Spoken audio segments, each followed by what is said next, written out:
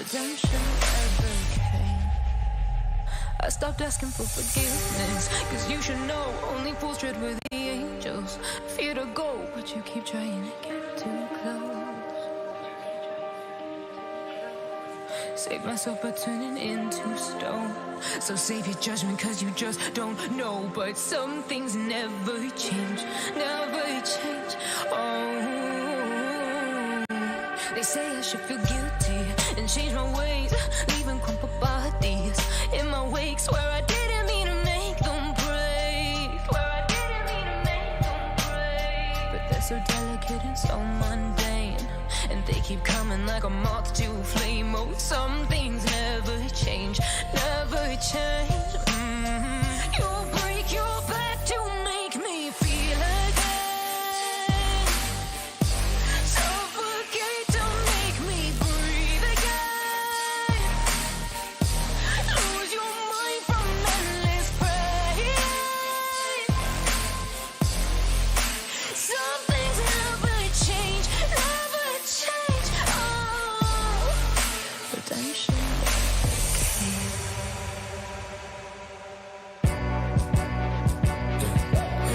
One's a company, two's a crowd, three's a party coming, move around like first rush when the school is out, when the booze is up, when the sun is down. Enjoy the ride, got some pillows in the Chevy. Just like a darling, low hitting heavy. Take your time, let me know when you're ready. Couple months I've been messing with this steady.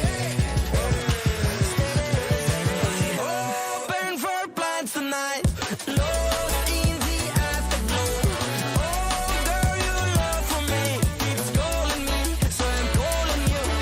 Lord, give me love to find. I long for your company. Oh, girl, your love for me is a part of me, my biology. Yeah,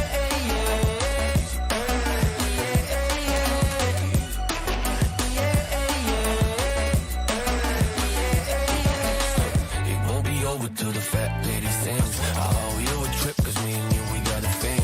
My sunshine state, hair curly like a string. Just a big ol' ooh, smile, that's about all you gotta bring. So enjoy the ride, got some pillows in the Chevy. Just like a darling, loaded and heavy. Take your time, let me know when you're ready. Couple months I've been messing with this steady.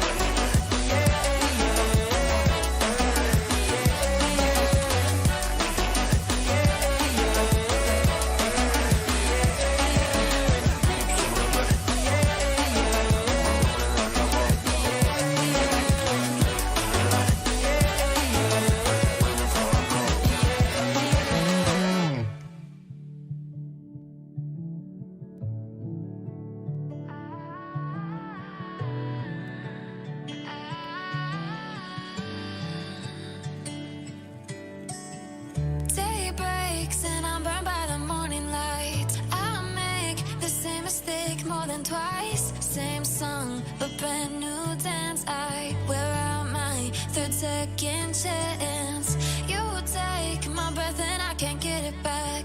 Might be time for me to face the facts. The best me is with you, but I know I got a lot to prove.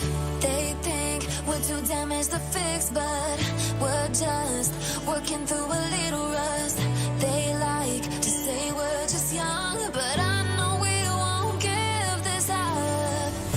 Sometimes I lose my mind, and some days it's hard to find the reason why you stay by my side.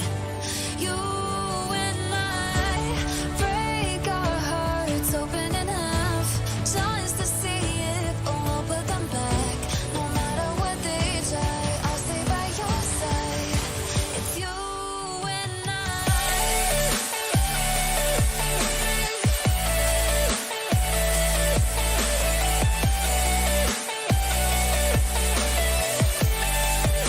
it's you and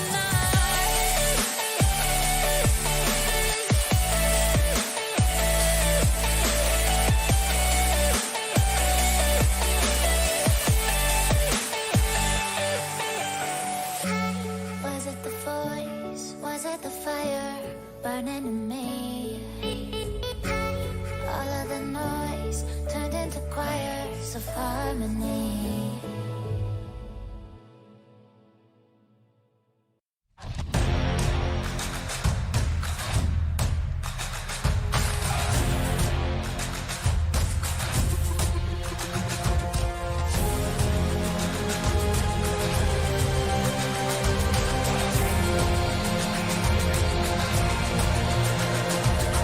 Find me in the corner of the room, not ready to resume, 'cause like I'm taking. Don't wanna be alone, but I'm not super strong. I'm looking for somebody. I'm looking for somebody. I'm looking for somebody.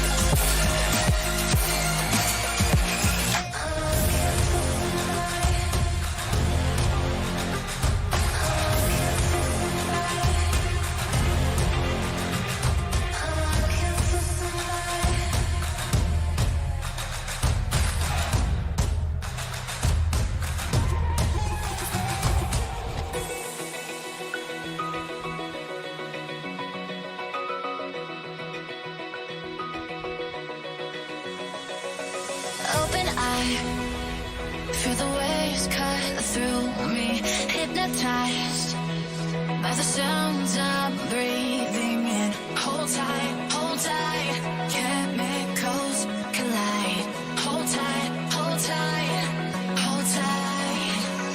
Dripping lights paint the skies, all because of you. Dripping lights paint the skies, only you can make me move. You can make me move. Can make me move. You can make me move. Can make me.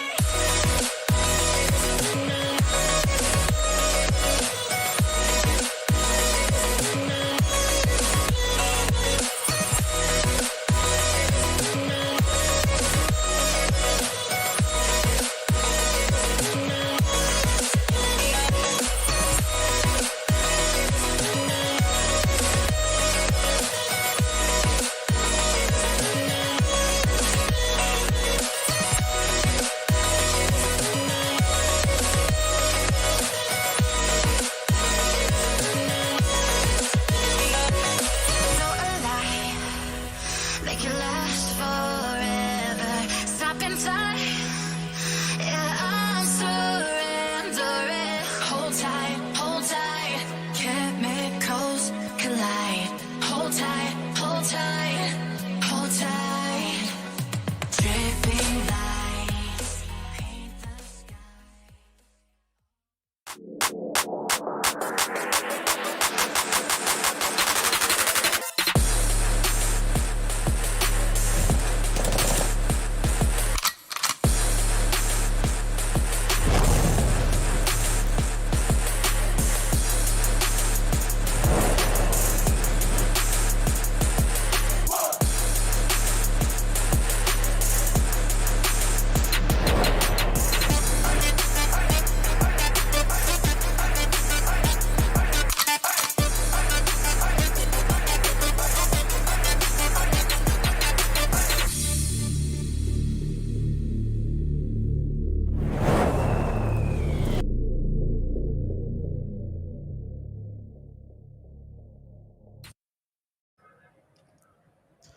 Once a wise gamer said that we might be divided by borders, but gaming is going to unite us every now and then.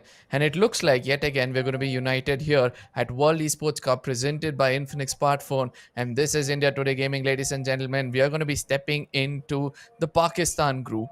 And this time I know Tanya is going to be even more excited because we all know who are the teams who will be playing from the side of India. And this time we're going to be getting out diamonds from those basket of Pakistan players and see who's going to be representing Pakistan in the World Esports Cup right over here. Tanya, welcome. And I do believe that, as I said, you're pretty much excited. Absolutely. As we enter into the chapter Pakistan, the new interests also develop. There are some new names, there are some old names. It is a mix of all the teams who are participating today. Some who have achieved a lot, some are new to the circuit. So we can expect some sort of a mix gameplay where we are going to see aggression. Some teams just trying to survive for the standing points, and that also creates new storyline into the new chapters. Good luck to all 12 teams participating. Ultimately, what Arka said, divided by borders but reunited by esports. Thanks to India Today Gaming for processing this World's Esports Cup powered by Infinix Note 11 smartphone. But at the same time, Tanya, the meta for the qualifying, not within the game, the meta for qualification was all underdog teams. There were teams like huge names from India getting eliminated in the beginning itself. Let's not forget, like, where we had two-sided gamers, we had Total Gaming. You just name those teams which didn't get selected, and obviously you're going to be disappointed within yourself. It's not because that we had bad teams facing them and they did good. It's just the underdogs have come out shining so bright that they have outshone the stars which is amongst us when it comes to the Indian community. Expecting the same from the Pakistan community for sure. I'm wanting to know what is the meta inside the game which you feel is going to be coming in from today. Any Talking predictions about or the speculations?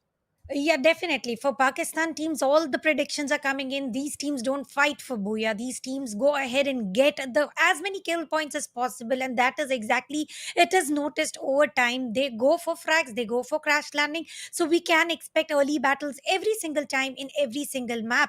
And most of the times I've seen the Brasilia gets highly populated, and all the teams. It is hard to even determine about which team is battling with what team. It is always a mix of 4 to 5 teams battling against each other. So that is going to be one of the most interesting factors. I want to see which are the teams who get eliminated, which are the teams who survive with the wrath of 4 teams altogether. And the best part is when the last man is standing and he has the opportunity to survive, the man would not want to survive. He'll still try to go ahead and get some picks. So this is the exact meta of Pakistan chapter. Let's see if they continue to do so, or they also have got some different strategies, different plans with every single new tournament they are playing. So, what are your expectations, by the way, coming in from the new chapter of Pakistan? Every time a caster asks me what your expectation, I've just told them that this is the most unexpected tournament we have played in. All because every time I've expected on a team, I think you'll agree on this, that from the day one when we're expecting good teams to perform, it's just that my expectations have turned into disappointment. So I've just avoided expecting anything. But at the same time, I would want to see what are the guns which is going to be used from this region, because ultimately we all know that when it comes to specific regions or when it comes to specific countries itself, we have seen that they come up with a different kind of meta for themselves where they start to play around. Let's not forget, in India, we do have very good snipers like Pahadi coming in. Also have some crazy players who also use melees. We also have somebody who goes with Max 7 and M18s. But at the same time, I want to see from Pakistan which are the teams. Like, we all know that House of Blood are over here, Five Yeah. Mutants are over here. We have all big names coming in over here. But let's not forget that the meta might change in this game, because the use of grenade launchers and grenade have decreased so much when it comes to World Esports Cup, that I've always awestruck to see how players are actually going in for a head-on frontal battle rather than anything else. So I'm expecting the same from the side of Pakistan, where they're gonna blow our mind. I think that's the least I can expect from them. But at the same time, I would also want to see that uh, which are the underdog teams which is going to perform. Yes, we all know that there's a big title which has come up, which is in the in the bifurcation of the overall points table, that there's one specific title which says underdog team of the tournament. And I do believe that when you start off with that title, it's going to be a huge thing for any given team. Well, you know what else is huge? The prize pool as well. It is humongous, and it is going. It the battle is going to last way longer than expected. It started way longer than expected, so the journey is so long. But ultimately, it is going to end up with the sweetest prize pool available, and that is massive 75 lakhs INR, which is too much to earn. And apart from that, they're also going to get a lot of name, fame, and all stuff. And you were talking about the weaponry as well. I'm waiting to see today. Kai is using which vehicles coming in from House of Blood, because this man has been using the vehicles every single time. Yep, and I do believe he's one of the best, drivers we could ever get in the game of Free Fire so far. But at the same time, let's look at the points distribution, how it's divided amongst the players who are going to be taking home this trophy. The team to secure the highest points and the team who are going to be crowned champions are going to take home a whooping 35 lakh rupees. And I do believe that's not a small price at all. Right behind them on the second place is going to secure 15 lakhs. The third is going to get 8, the fourth is going to get 6, fifth is going to get 4, sixth is going to get 2, 7, 8 is going to get 1.5 and 1 consecutively. But at the same time, the best part of this tournament always being said that these 5 titles on the bottom, fan favorite is going to secure 50,000 rupees. MVP alone, one man is going to secure 50,000 rupees. Best IGL, yet again, one man is going to secure 50,000 rupees. And this title, best clutch, where I can see that a lot of competitors already coming in from the Indian side, is going to be continuing. They're going to get a huge prize of 50,000 rupees. At the same time, the title which I've been speaking about, any team would want to take this under their name. Any underdog team would want to take this title under their name, because once they start like this and get a championship under their name, I do believe that they're going to register into every fan's mind. But at the same time, they're going to be staying in this community for a long time. Best underdog team securing 50,000 rupees. So ultimately, this is a best underdog team securing 50,000 rupees. And just imagine if they win this tournament, and the start is going to be so booming. I don't know what else is going to flourish for the future. This is a very good opportunity for the invitationals as well as for the new teams who want to join in into the esports segment. And they have joined in here by qualifying. So ultimately, we also would want to see the justice towards underdog team. They performing very well. They outshining. They going bright and being the sun here. We are going to get to see who will be the sun, who will make everybody's eyes go hazy. But if we talk about the invitational teams today, they are not going to go so easy towards underdog teams as well. They have been having some international experiences. So according to that, I think that it is not going to be very easy for underdog team to take down one of the strongest contenders here, at least for the day. If we talk about House of Blood, will be one of the team to watch out for. Maybe Kai, maybe Danny, and I would want to see some good sniper shots coming in from Danny as well. And apart from that, we also have five Mutants, Janbaz, and various other teams. So the day is going to be very interesting from the start until the end. But it is going to be the very first match where at least we can start to predict about from which team should we be expecting, and from which team we can expect that these are the upcoming champions. If not in this tournament, for sure future lies in their hands. But at the same time, I'm able to see some really, stylish names coming in. We have Team Bazigar coming in, ROOH Gaming coming in. So I really want to see how much they're going to live up to their names. At the same time, I somewhere I have a gut feeling that we'll be able to see something more coming in from the side of Team Spyware, because that is one team which I believe has got a lot of scope within themselves. They tend to stick to one another, and that has always been the key for them. Let's not forget Team Alpha as well. The team IGL for Team Alpha, I believe, has got some really good rotations in his pocket as well. So expecting such teams to actually perform, we know that House of Blood is going to spill a lot of enemies' blood to make sure that they register their name yet again, and live up to their name as always. Five Mutants, yes, I've heard it from you and other co-casters that things, they can make things go topsy-turvy for all enemies in front of them. But for now, we'll be looking at the schedule on the group one, where we're going to be playing 6 maps. This is going to be the best of 6 to see which are the teams that's going to get qualified. The first map is going to be the map of Bermuda. Right behind it is going to be the map of Purgatory. And then it's going to be the map of Kalahari. Fourth, again, is going to be the Repetition. 4, 5, 6 is going to be Bermuda, Purgatory, and Kalahari again. So this is the schedule for the day, repetition of the cycles, but there's a massive difference in the first cycle and the second one, because the first cycle is the learning pattern and the second one is taking the revenge, how to reciprocate, how to counter them, counter all the strats coming in from the opponents. So the first half is going to be maybe a little passive, though not expected coming in from Pakistan chapter, but ultimately first 3 might be a little learning process, and then it is going to come the time for retaliation. And we have seen the revenge is taken, the rivalries do take place, and especially they do tend to share those exact hot drops where they want to take the Yep. revenge, that if at all they are eliminated by certain teams. But here it is not going to be the team versus team, it is going to be massive, it is going to be one team versus 3. So we can expect a 3-way affair every single time a battle is picked.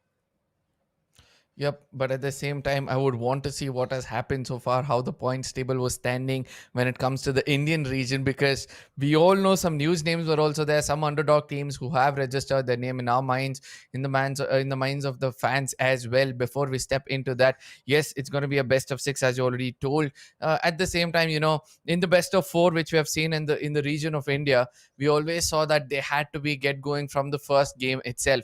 But when it comes to a best of 6, you need to strategize so well, because 3 games you go well and 3 games you go bad, it's going to be the end for you. Consistency was always, the best, the key for every single player. But over here, consistency is going to be the key for the rest of like all 6 games. It's not like you play 3 games very well, 1 game you're gonna go down.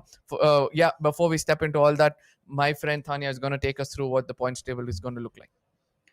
Well, here we go ahead with the points table. As always, rank 1, the Booyah Bagger is going to get total of 12 points, so on and so forth. Until position 10, you are going to get at least 1 point. But for position 11 and 12, all you have to do is earn as many kill points as possible, because if you get eliminated, then you are not going to get any standing points to work out with. So you need to make sure you keep the balance, and the consistency should also be maintained of the balance between standing points and kill points. And as Arka was talking about, that you need to make sure you have to be consistent until and unless you buy yourself a luxury to score the double digit kill points, like in the 20s or maybe 22 kill points. And then if you, even if you throw one of the maps unintentionally, for sure you are still safe, but those chances are really very very rare to be seen. So make sure you go ahead with the same standing points and kill points, getting a very good balance within yourself. And talking about kill points, I am expecting too much coming in from House of Bloods, because it is the man Danny and his sniper. We have seen him taking those trick shots, like through the moving vehicle, through the sniper tower. He has proved his worth every single time. But the question will be, will he be able to continue today? Because when you know you are the best into the lobby today, the pressure is also high. Just like Total Gaming struggled the same, Team TSG struggled the same, and various other teams from the Indian circuit were struggling the pressure of playing. Yep, but at the same time, I would want to say this, that every time the Kings are on the top, everybody is going to aim to their crown. Their heads are going to be the. It's very clear in this tournament that the Kings are targeted for sure. At the same time, you were speaking about Danny and all those people. Somewhere I feel that the enemies are going to first target these players, because we all have understood that in the game of Battle Royale, take out the main player of the team, and that is how it will be. It's going to be easy for you to decimate the rest. And I do believe that most of the teams will be looking forward to do so, as we'll be jumping into the first map anytime soon. The thoughts on Bermuda, what do you feel any team will have to do to make sure they secure the booyah when it comes to the map of Bermuda? Yes, Bermuda is one of the most comfortable map, where the players do not hesitate to go crash land, or maybe do not even hesitate to go ahead and pick up early battles even if the loot is not complete. We have seen teams battling without the health kits, without the utilities. Still, they want to make sure they get those early bloods, because it is one of the comfortable Yep. map where they can go ahead and are very well aware about the rotations, very comfortable about the Yep. rotations. They very well know that they are not going to cross the paths. They are aware about every single minute detail, being one of the oldest map. But with the comfort also comes some counter strategies, because each and every team comes prepared that if at all this is the rotation that is coming in, how to retaliate that situation, how to function well against those opponents. So maybe we do say that on the side of aggression, or maybe on the attacking side, Bermuda is one of the best map, but the defense segment is also very strong. At least by now it is strong, unlike the previous days. The teams exactly know where to hide on to, where to hold on to, where to survive until the circle proceeds to shrink in. So maybe Bermuda will be the map with a lot of aggression, but there will be still some teams who want to make sure to survive until the final circle.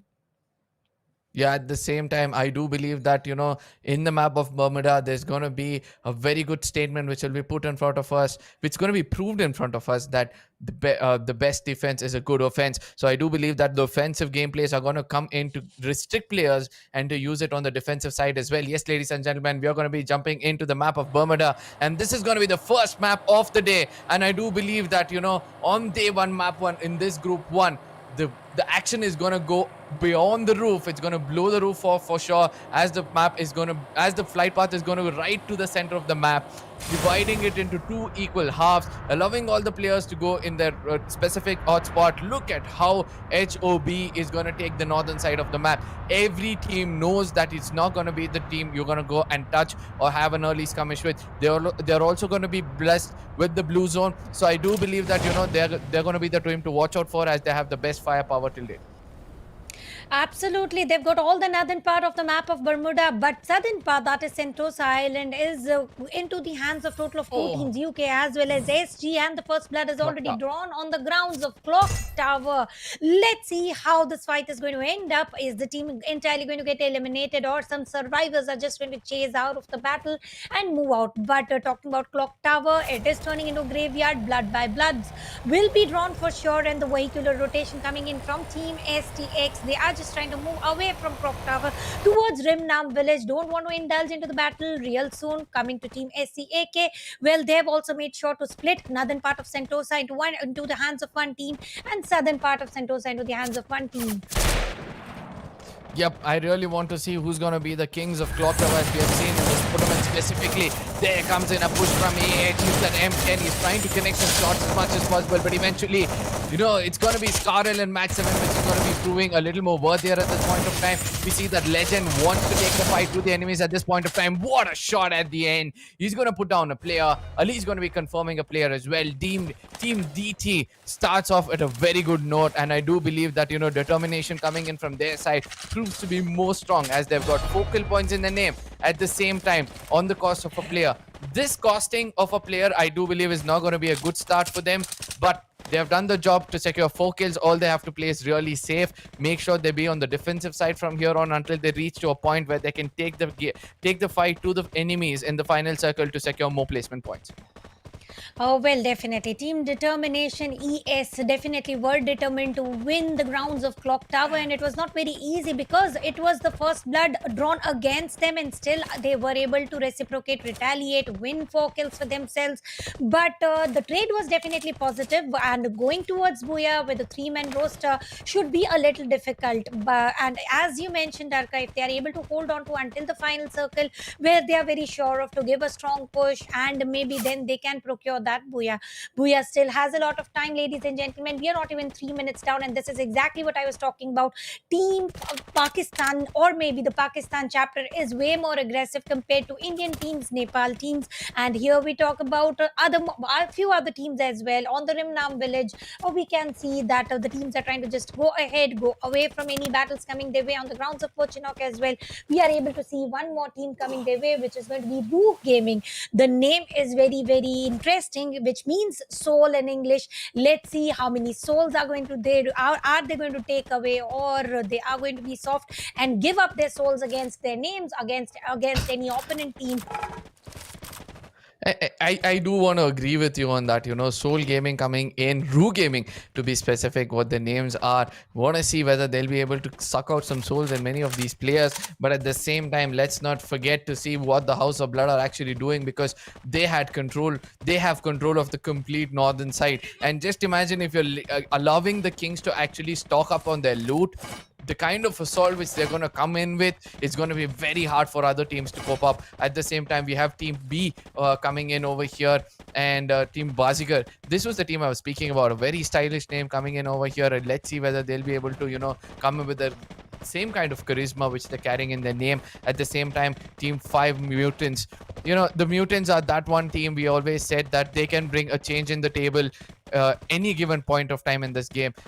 We all know it's a best of 6. It might look like they're not performing, or it might look like they're dominating from the top, but all of a sudden they bring such good gameplays, or they bring such good changes in the game that they're going to make the whole table topsy-turvy. Hoping to see the same amongst them. We can see that at this point of time, somewhere at Clock Tower, it's still going to be the team of Team D, which will be holding it off. At the side of Factory, we can see a team coming in from the island of Sentosa will be coming in close proximity with them, and hoping to see a fight coming in over there. Probably that's Mars Electric, if I'm not wrong.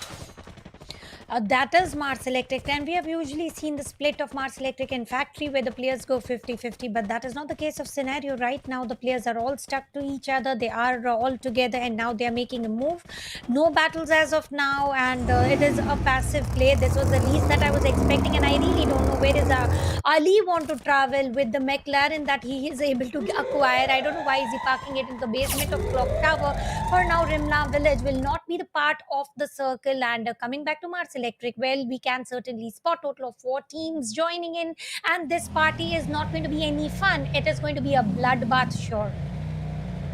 Yes, at the same time, I mean a retreat coming in from the side of 5 Mutants. A very clever one. It looked like it was a retreat, but all of a sudden we can see that he wants to take the fight to the enemies, or probably taunt their resources at this point of time.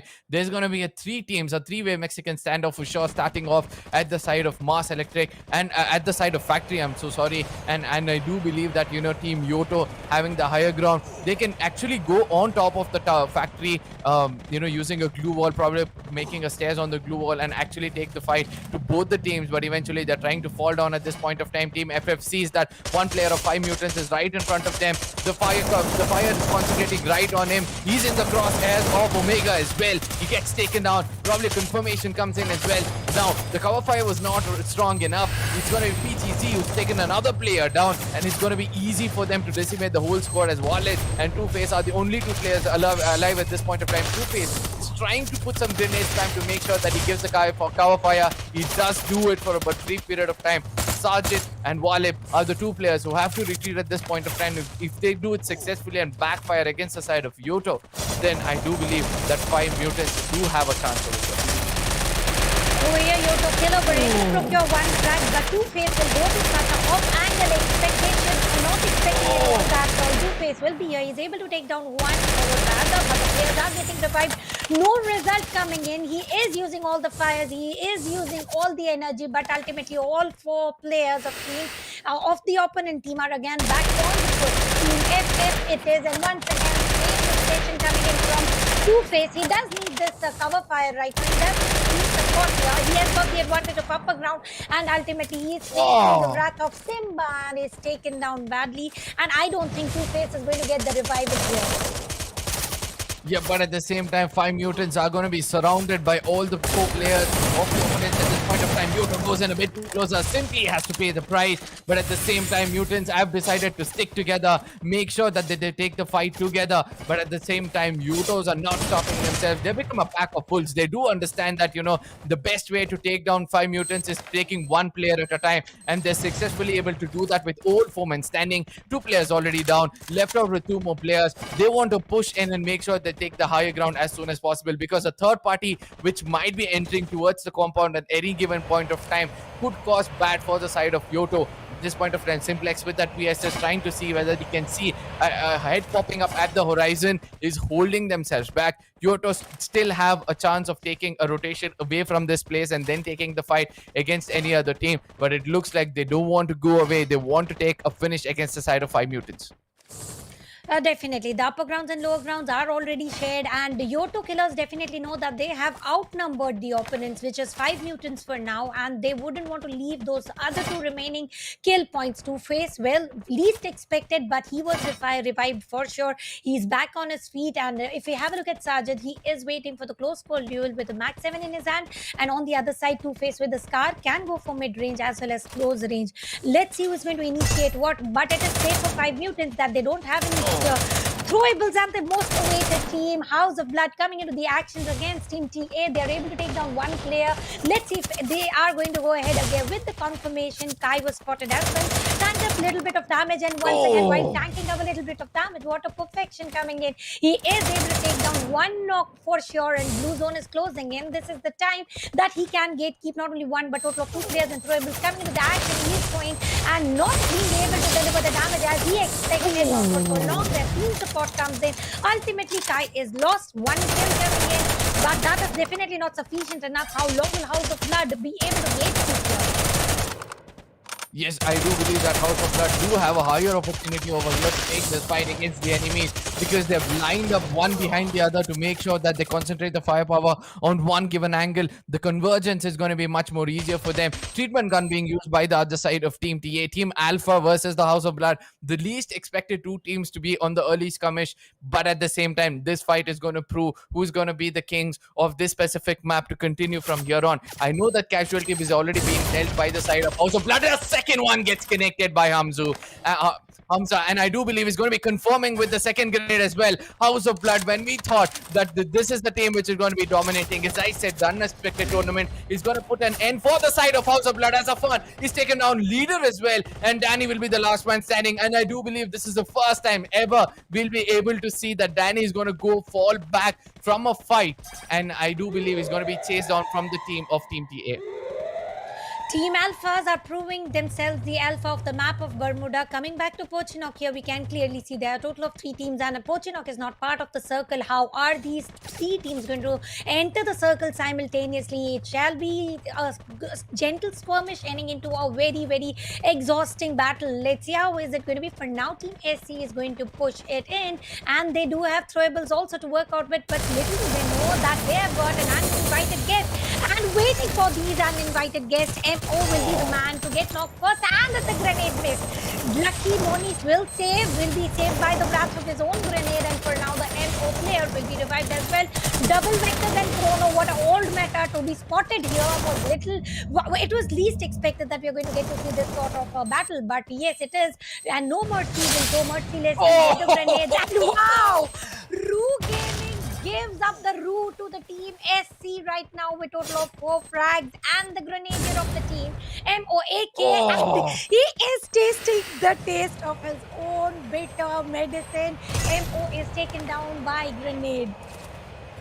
I mean, I did not expect grenades to be coming in today so early, but at the same time, these well-timed grenades show us how vulnerable can a player be in front of a grenade. But at the same time, Spy Gaming with 4 skirmishes already, 4 kills already coming in their name, becomes a little overconfident, due to which Roofboy is able to take the player down with an AC-80. Let's not forget the capacity of that gun is actually very strong. But at the same time, we're able to see on the southern side, near the side of Pochinok, where Team FF is going to gatekeep 2 other teams. So they're going to take the biggest advantage of this fight, because Team Spy versus Team ROOH Gaming is still going to continue.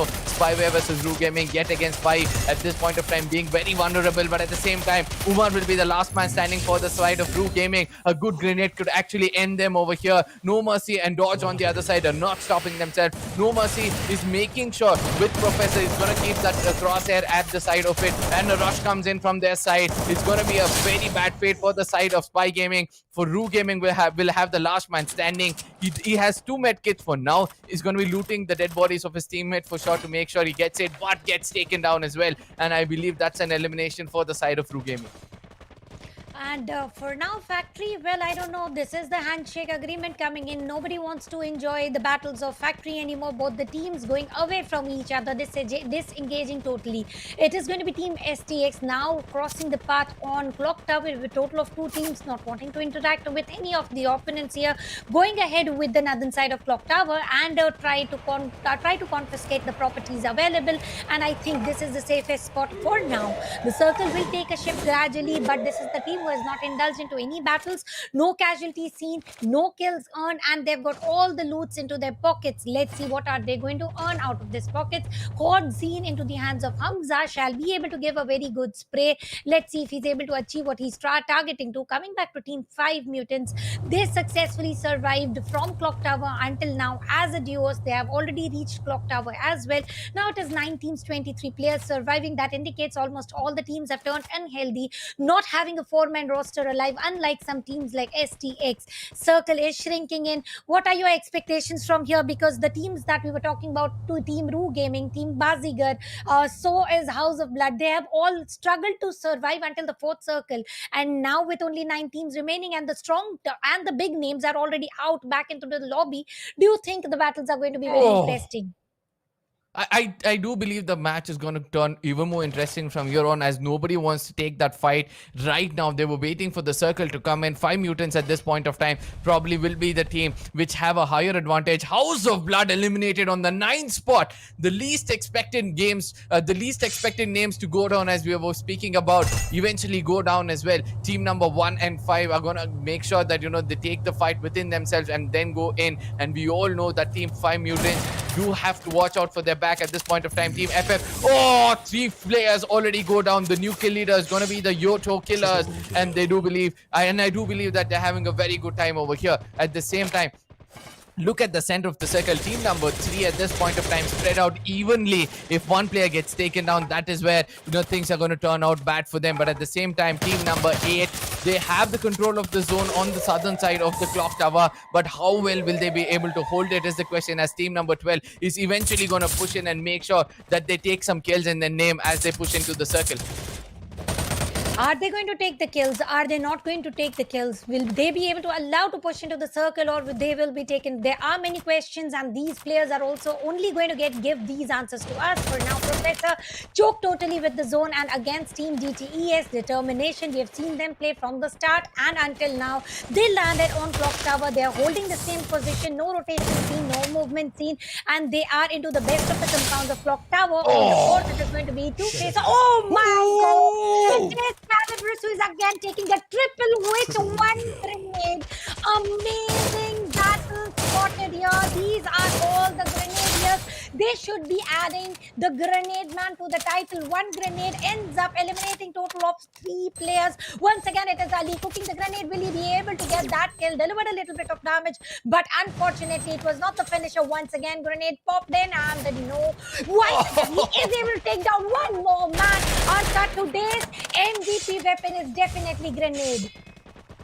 Yes, but at the same time, Team 5 Mutants, the rotation coming in from the southern side of Clock Tower into the circle. Probably, I would like to say that this was the best rotation by any given team, because they do realize that, no team is going to watch on the underground. But at the same time, team number 3 has control of the zone. I just love the way those players are playing together, making sure they keep everybody alive. And the DT on the other side, I'm going to remove all those obstacles, which is going to be a hindrance for them for the rest of the game. As of now, we are able to see that Team DT also has a good control of the zone.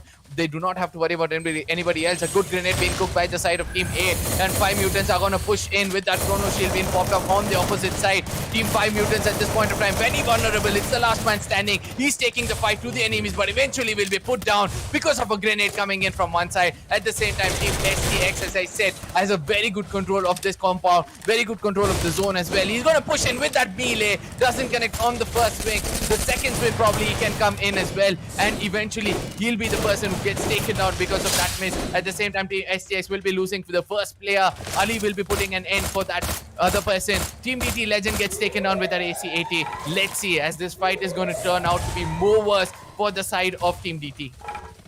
Let's see, with 3 teams and 7 players remaining, it is a 3v3v2 situation going on indeed. 3v3v1, and now turning it to a 3v2v1 affair, and it is going to be STK. Ali still wants some side finishers, or is he going to use some ARs or the shotguns coming his way? Circle is closing it. It is the final snap, and Ali will be taken down by Gabbar. He is also able to take down one more player. Angry Kings are eliminated, and the players are down. Finally, we get the very first booyah. Very hard-earned booyah coming in from Team STX Esports, and captain being the MVP key player for the team. Very well played, and particularly Ali, the most fearless, most aggressive player for the team, going with the side finisher. It was an interesting match. The team to land into the clock tower could not end up ruling it with the hoisting flag of Booyah.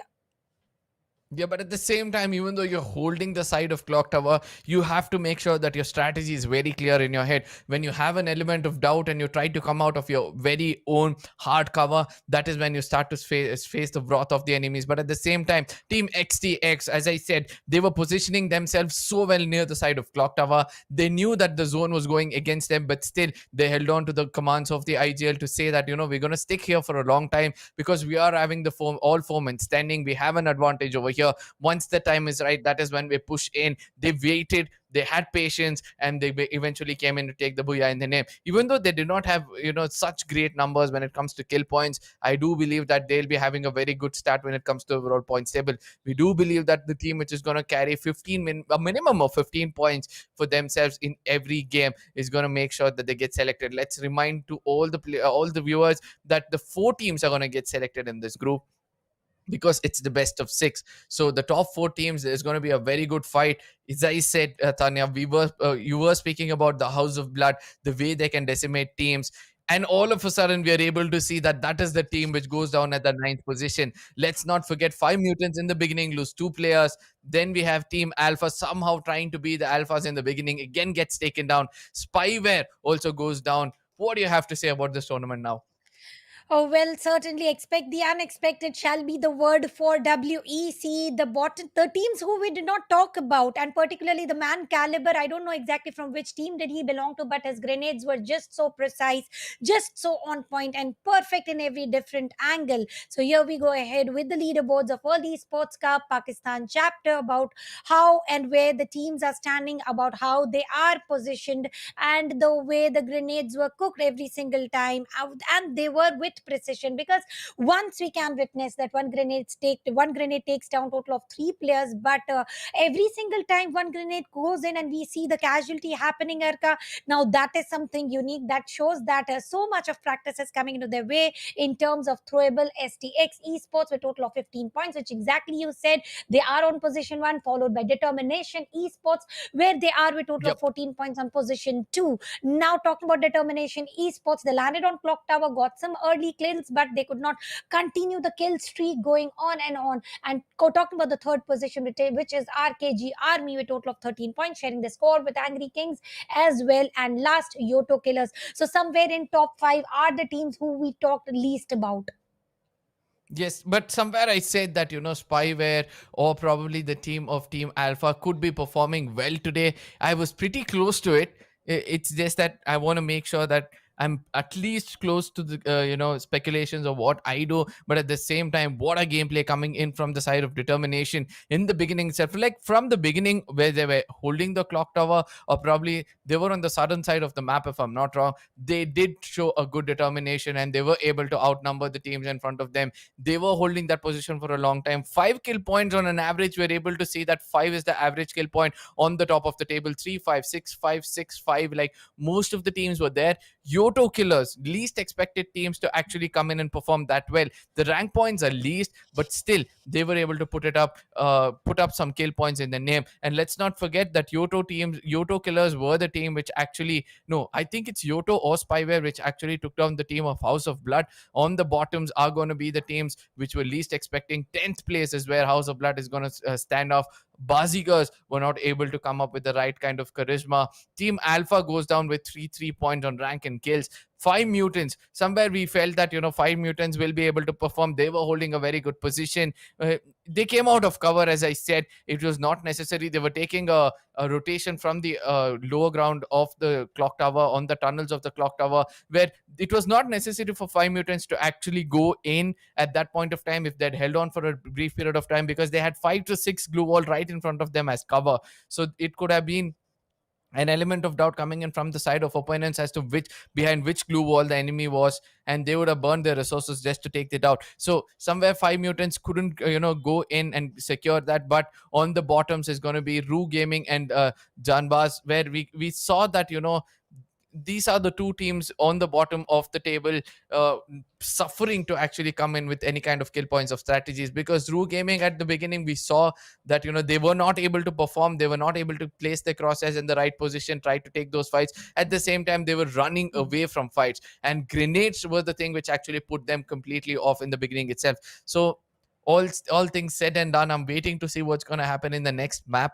As we all know that the second map is going to be the map of Purgatory, where the overall game is going to change because of the terrain. We all know that it looks like this map is going to be very, very big. The grenades won't be able to connect that well because of those small ridges. Every now and then you just place a grenade, that ridge is going to push that grenade another 1 or 2 feet away from you, and that is going to be an advantage. But at the same time, mid-range fighters, where I saw some really good ACATs coming into play in the map of Bermuda, and I do believe that they can perform really well when it comes to the map of Purgatory.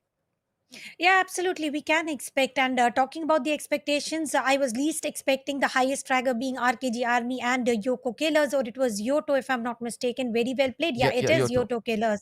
Perfectly played, top fragging teams. And let's see if they are able to go a level up, or maybe they are able to step up with the booyah. Because with earning maximum frag and earning a booyah as well, resulting into qualifying towards the next stage of the tournament of WEC. If they can do it in Bermuda, we can expect a reputation coming in Purgatory as well. But Purgatory has got some very unexpected circle shifts where the water routes are involved for a second, and then ultimately one of the island is totally abandoned by the circle. So it is going to be a mix of all, where you have to pick up a battle alongside. You also have to pick up a pace to catch the circle. So the race is going to be a little turbulent compared to what they had into the map of Bermuda. Focusing on kills as well as focusing into the circle is going to be the key point to at least reach into the top 3.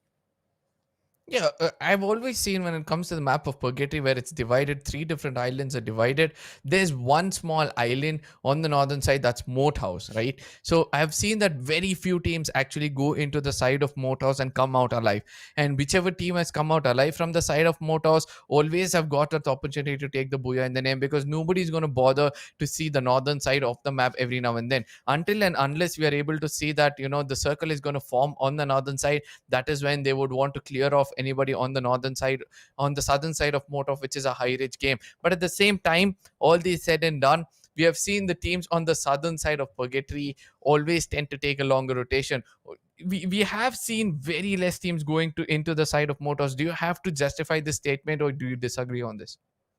No, I do agree, totally agree that the teams who want to go passive, go slow play ahead into the map of Purgatory, those team definitely goes towards Moat House. And now Moat House is no more the safe zone. Now it is turning into the hot drop where the early eliminations are expected. An Yep. entire team is also eliminated. Now talking about the Southern Island, which is inclusive of Central.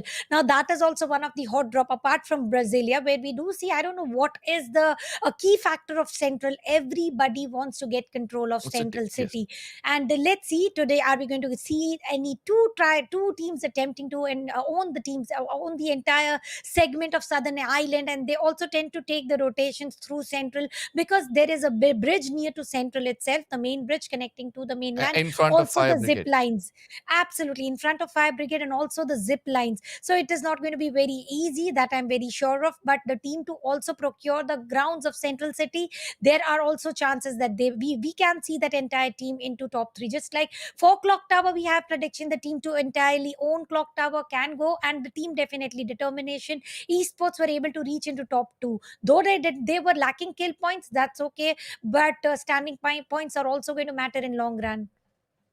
Yeah, but at the same time, as you said, why people choose to go to Central, because that is the only place for you to eventually take that shift into any other island. In case the zone is going on the northern side towards the side of field, eventually you can take those zip lines and eventually make it over there. In case it's going towards the side of Marble Works, eventually go into the side, western side of Central, and eventually go in over there. But I've always seen that, from the side of, probably it was Team Elite or 4 Unknown, they have a very good rotation whenever they take the southern side. From the side of Lumber Mill, they always tend to go towards the side of Forge into Ski Lodge, and then make it inside the side of to the fields. And that has always been that one spot which is never contested. I'm hoping to see some team actually taking this kind of a southeastern rotation, then trying to come slow into the side of fields, where I've not seen any team actually watching their back when it comes to the side of Ski Lodge. Imagine that the team falls into the side of Ski Lodge, then they make it in towards the side of Peak. They can least expect a team actually coming in from the side of Ski Lodge. Again, all the speculation said and done. We'll be jumping into the map of Purgatory. Ladies and gentlemen, this is just the second map of the day, and it looks like the intensity is already taken up a notch when it comes to the overall tournament in the second map itself. Yes, it's day one, map number 2, group number 1 in the Pakistan side, and we are able to see the map yet again dissected right to the center, and it's going to be 2 equal halves where each and every team have an opportunity to go to whichever spot they want to, where Crossroads having that one hot spot of the blue zone where you're going to get higher firepower. We can see most of the teams have actually jumped off over here, and as we were speaking, the southern side of the map is going to be the hot drop, as Team TA is actually daring to get into the side of Crossroads, and I do believe they're going to be blessed with good firepower. Absolutely, they are. And talking about the Moat House Island that you were interested to see, it is going to be Team FF going there. Let's see if they are going to survive, if the circle is going to favor Moat House, and it is going to be Team TA going for the highest resource loot zone on the grounds of Crossroads. 2 teams on the grounds of Brasilia, as expected. Ski Lodge goes empty. Nobody wants to go there, and the Ski Lodge is one of the places where players definitely tend to go, but it is vacant for now. Maybe we can see the acquisition once the rotations comes in. Coming back to Team SCAK, a Scott Strong team not sharing the grounds. Vehicles are the key factors right now. They are trying to procure as many vehicles as possible. And talking about Hamza, Talha, Afan, and Izhar, realizing that they are sharing grounds with no one whatsoever. They are in split, and they are very, very busy procuring the loots. Let's see what weaponaries are they willing to choose. And talking about vehicles, coming back to Team SCAK, well, one vehicle, 4 players. Now this is some very, very risky move. Yes, Angry Kings are going in a little bit of an anger because of the performance which they put up in the first game. It's not like they had a bad one, but still, it's going to eventually bring up some anger within themselves to get more kills or probably more rank points in the second game itself, because this is the game to actually wake up for any teams on the bottom, because they continue to play two more bad games. That comes up to say that they'll be falling into the do or die zone. So they have to perform really well. Five Mutants on the other side, at the control, the complete control of Brasilia. But one thing about Brasilia which I've always seen is those zip lines actually dissecting all corners of Brasilia and making sure that no teams can actually take it and fall to the center. Those zip lines actually are a very good way to come and enter into the side of Brasilia, but at the same time, coming from the northern side of the island to actually take those zip lines and go to the southern side as quick as possible. All these things said and done, we can see the team STX, after getting a very good run on the first game, are trying to go and rotate around in the map with the car, with the McLaren, and how well that is going to turn out for them is something where we have to see. Well, the McLaren is totally stuck by the rock coming on the way, and this is terrains all involved, missing one turn and meeting the accident. That means the car health will be reduced by far, and few shots might be able to deliver the car blast, the most required free kills available on the way. Coming back to the team, House of Blood from the team whom casters expect, from the team whom players expect. Let's see what is going to happen to them. We are seeing from quite too long on the grounds of Brasilia. They are sharing the grounds, but nobody wants to show their presence. All they want to do is get the best of the loot, and when they go all in, they hoist their flag and they wave the white flag towards the opponents. Let's see how is it going to happen. How is it not going to happen? For now, it is a play of patience, play of pause into the map of Bermuda, the most comfortable map. I did mention it. It is 3 minutes, and we have seen one team entirely getting eliminated. But if we come back to the map of Purgatory, 12 teams, 48 players, not even a single casualty, let alone not even the firing shots heard.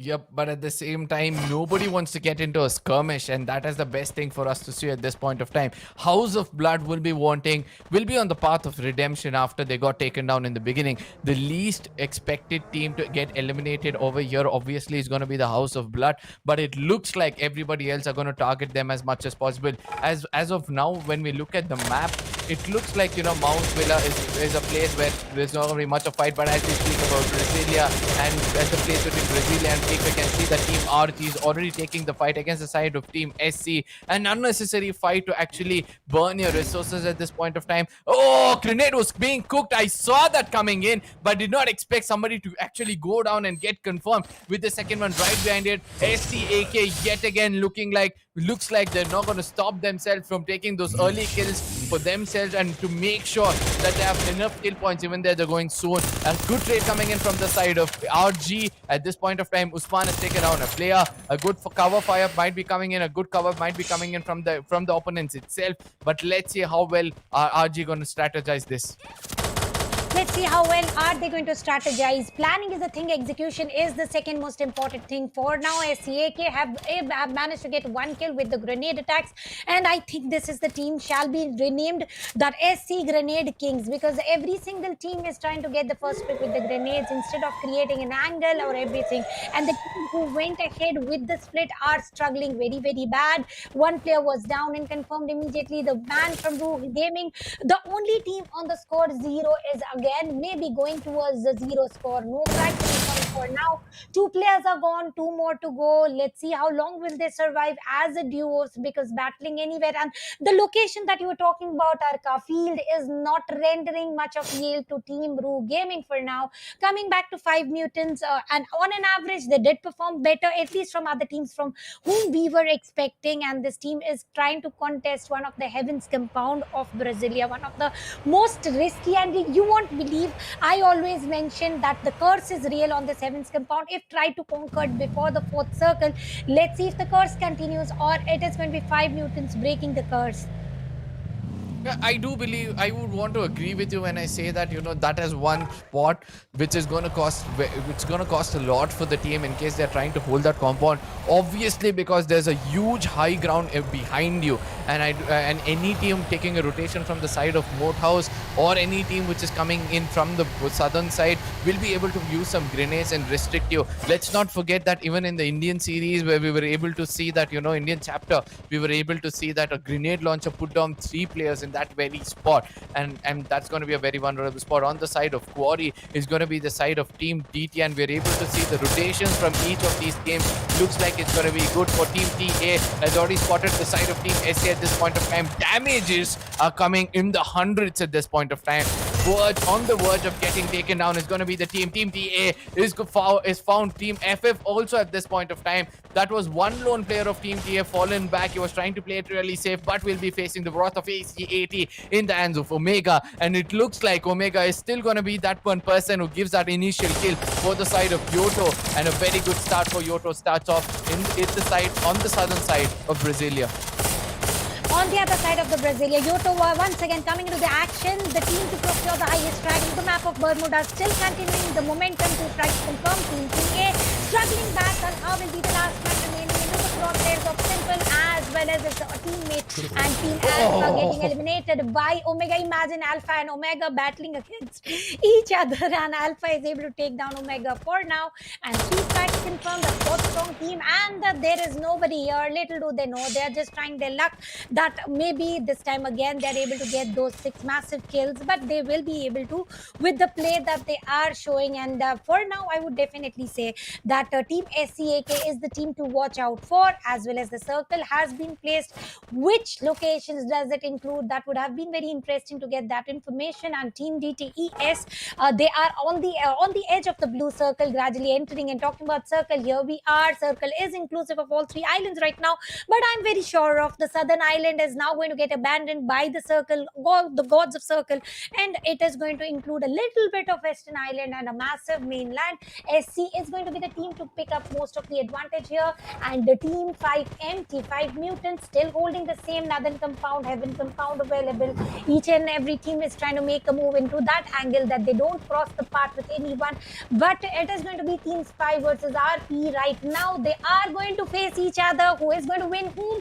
Let's have a look immediately. Yes, Spywares will have to come up with some kind of new tech to take down the side of RP at this point of time. I want to see how this skirmish is going to end, as DT will be hearing all those fights happening. They want to come in and give a third party. Grenades are being cooked in all corners. Spies are not worried about it. They just want to push in with those grenades as well. But Zen on the other side, he wants to make sure that he takes one player at a time. And at this point of time, TB will have oh! What was that happening over there? I saw a man flying in the air. Spies are left out with no mercy. No mercy. He's trying to take that fight to the enemies at this point of time. How well are things going to turn out for him? It's going to be turning out bad. And I do believe that Zen was a lone man who took most of those fights against the enemies. And he's turned out to be a very good support for the team. Team BB comes in over there. Team TV comes in over there. Least expected team in that fight to go away was obviously the team of Spy, and it looks like they're having a bad day. STS on the other side sees that the side of Team BB this time is pretty much holding a compound, and one good grenade can end at least 1 or 2 players. Ali backfires a grenade on towards himself. That could be the opening for Team BB to actually come in and they secure this kill over here. And there's going to be another trade coming in. STX are not going to stop themselves. That's going to be the Thompsons coming into play as well. More grenades are going to be popped in. Team BB vulnerable at this point of time, as STX is fighting hard, and the last man standing for their side probably will be shut down any second.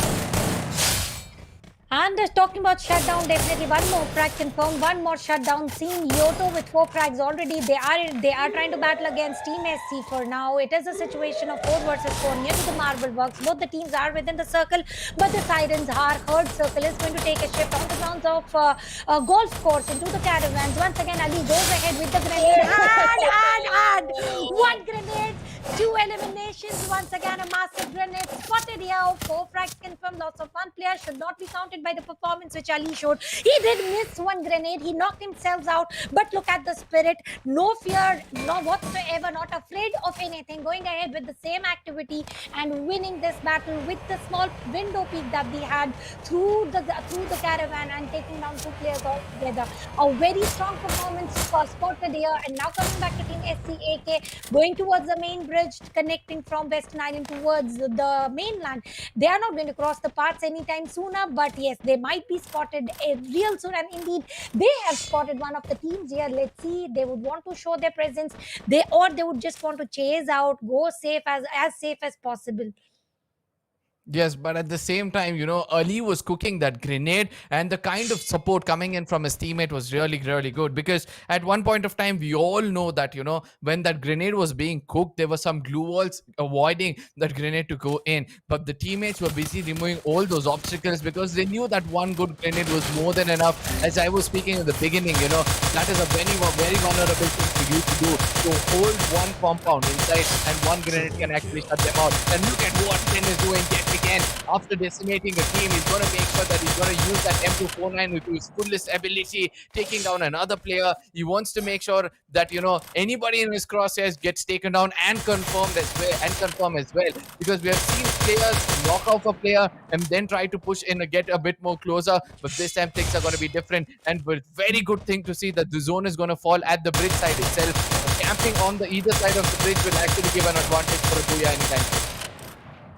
Definitely, it is going to give the advantage. But imagine this time, so many teams are surviving. 9 teams, 30 players, and the crosshairs are on the bridge. And with the cover of the pillars on the bridge, how long will the Team SC survive? So too many summon airdrops called here. Armors upgraded, but of no use. What a spray of M249, not only from one side, but with total of 2 sides coming in. It is going to be Team SC, a total of 4 sides. And now the circle does take the shift. So many teams on the Western Island are left without the circle over here. And it House of Blood coming into the action. Water attack coming in from SCD, delivering a lot of damage, and it is going to be Calibrus once again taking the knock, not with the grenade this time, but with the AR. Zone keeping advantage goes into the hands of House of Blood. But will they be able to zone keep? That will definitely be a question, because Team House of Blood ultimately is also not within the circle, but they've got the advantage of compounds for now. How long will this advantage go on? Because sirens are again hooting. They need to make sure they enter the circle safely. The circle's edge is still involving the Western Island a little bit, and now the racing shots coming in, missing all the shots. That was now not exactly expected by Calibrus. The player RKG, Calibrus is the man to watch out for every single time. Sometimes with AR, sometimes with grenade. He is giving all the justice to his team. But at the same time, we're able to see that he's putting up some grenades. Danny on the other side. Oh, leader goes in to revive him when he knew that there were some grenades being rained in over there. 2 players get taken down because of high HOB. There was a point where Danny crosshairs were not landing any bullets against the team, and then eventually team number 8, RKG, looks to be very, very strong at this point of time. HOB is going to abandon their teammates, trying to make it inside the circle, and I know that RKG is going to be looking out for it, but at the same time, Mutants are concentrating the firepower against the side of RKG. Cerberus is the only person who's using his brain, who's using the 100% of his name to make sure that he gets into the right kind of cover. It looks like 7 teams are still alive. Even though we can see a lesser number of people alive, it looks like 7 teams are still alive with 21 players, and we have already stepped into the 4th circle, and the 5th circle has already formed in. And House of Bloods are again bleeding blood instead of taking any blood. For now, 5 mutants have got a total of 3 frags, all 3 coming in from Bali.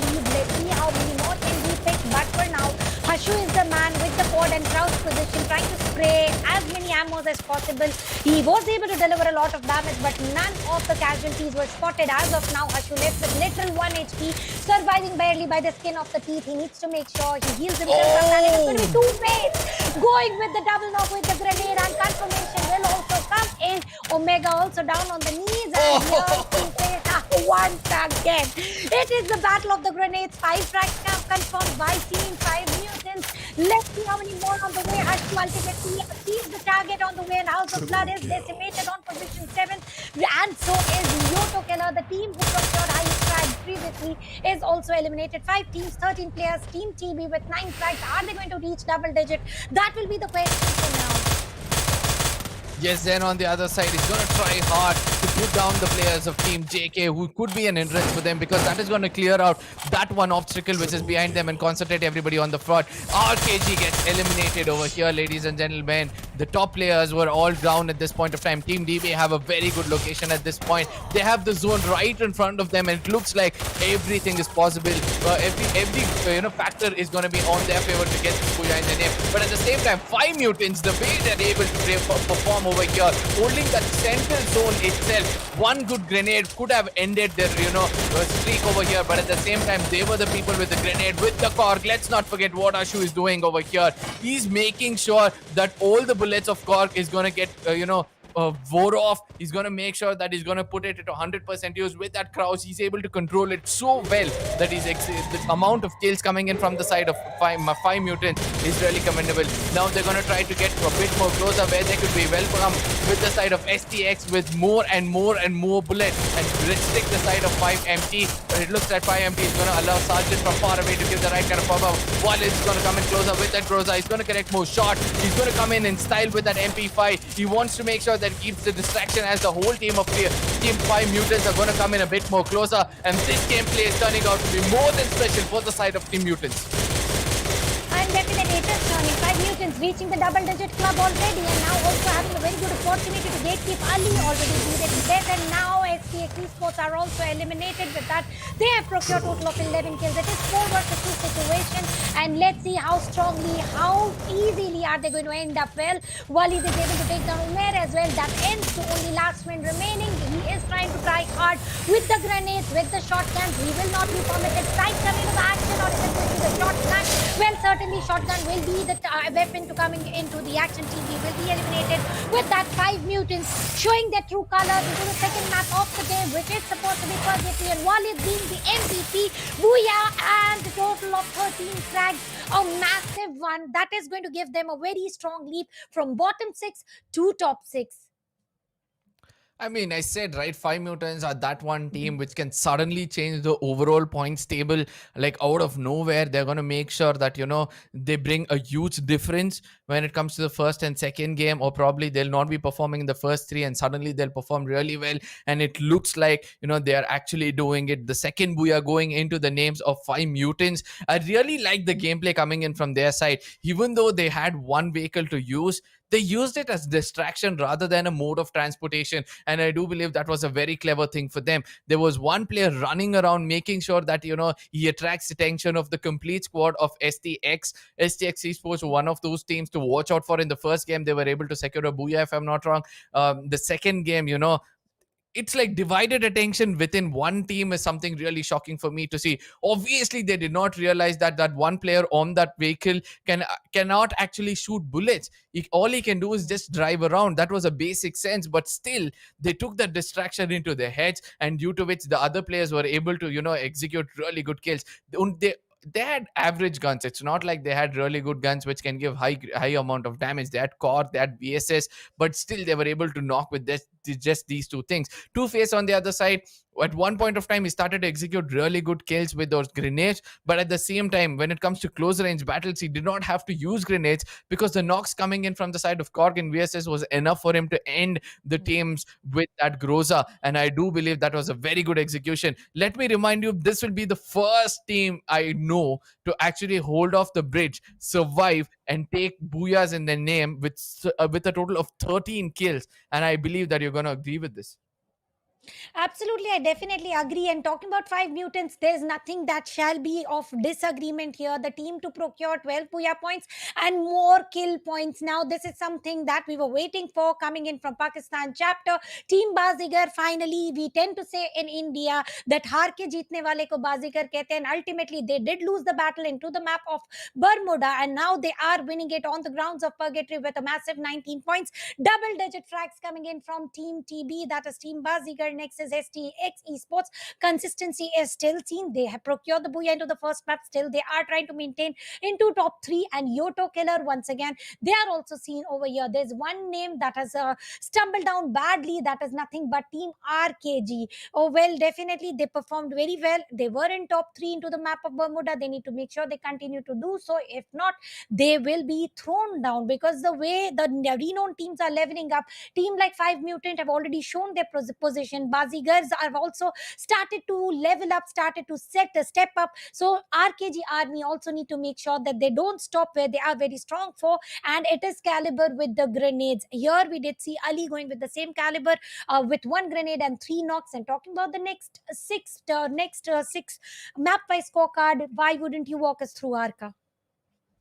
Yes, at the same time, on the bottoms are the teams which are actually putting a little bit of a disappointment in the hearts of their fan. House of Blood again on the 8th position with 4 rank points. Have you ever seen House of Blood going down with no kill points?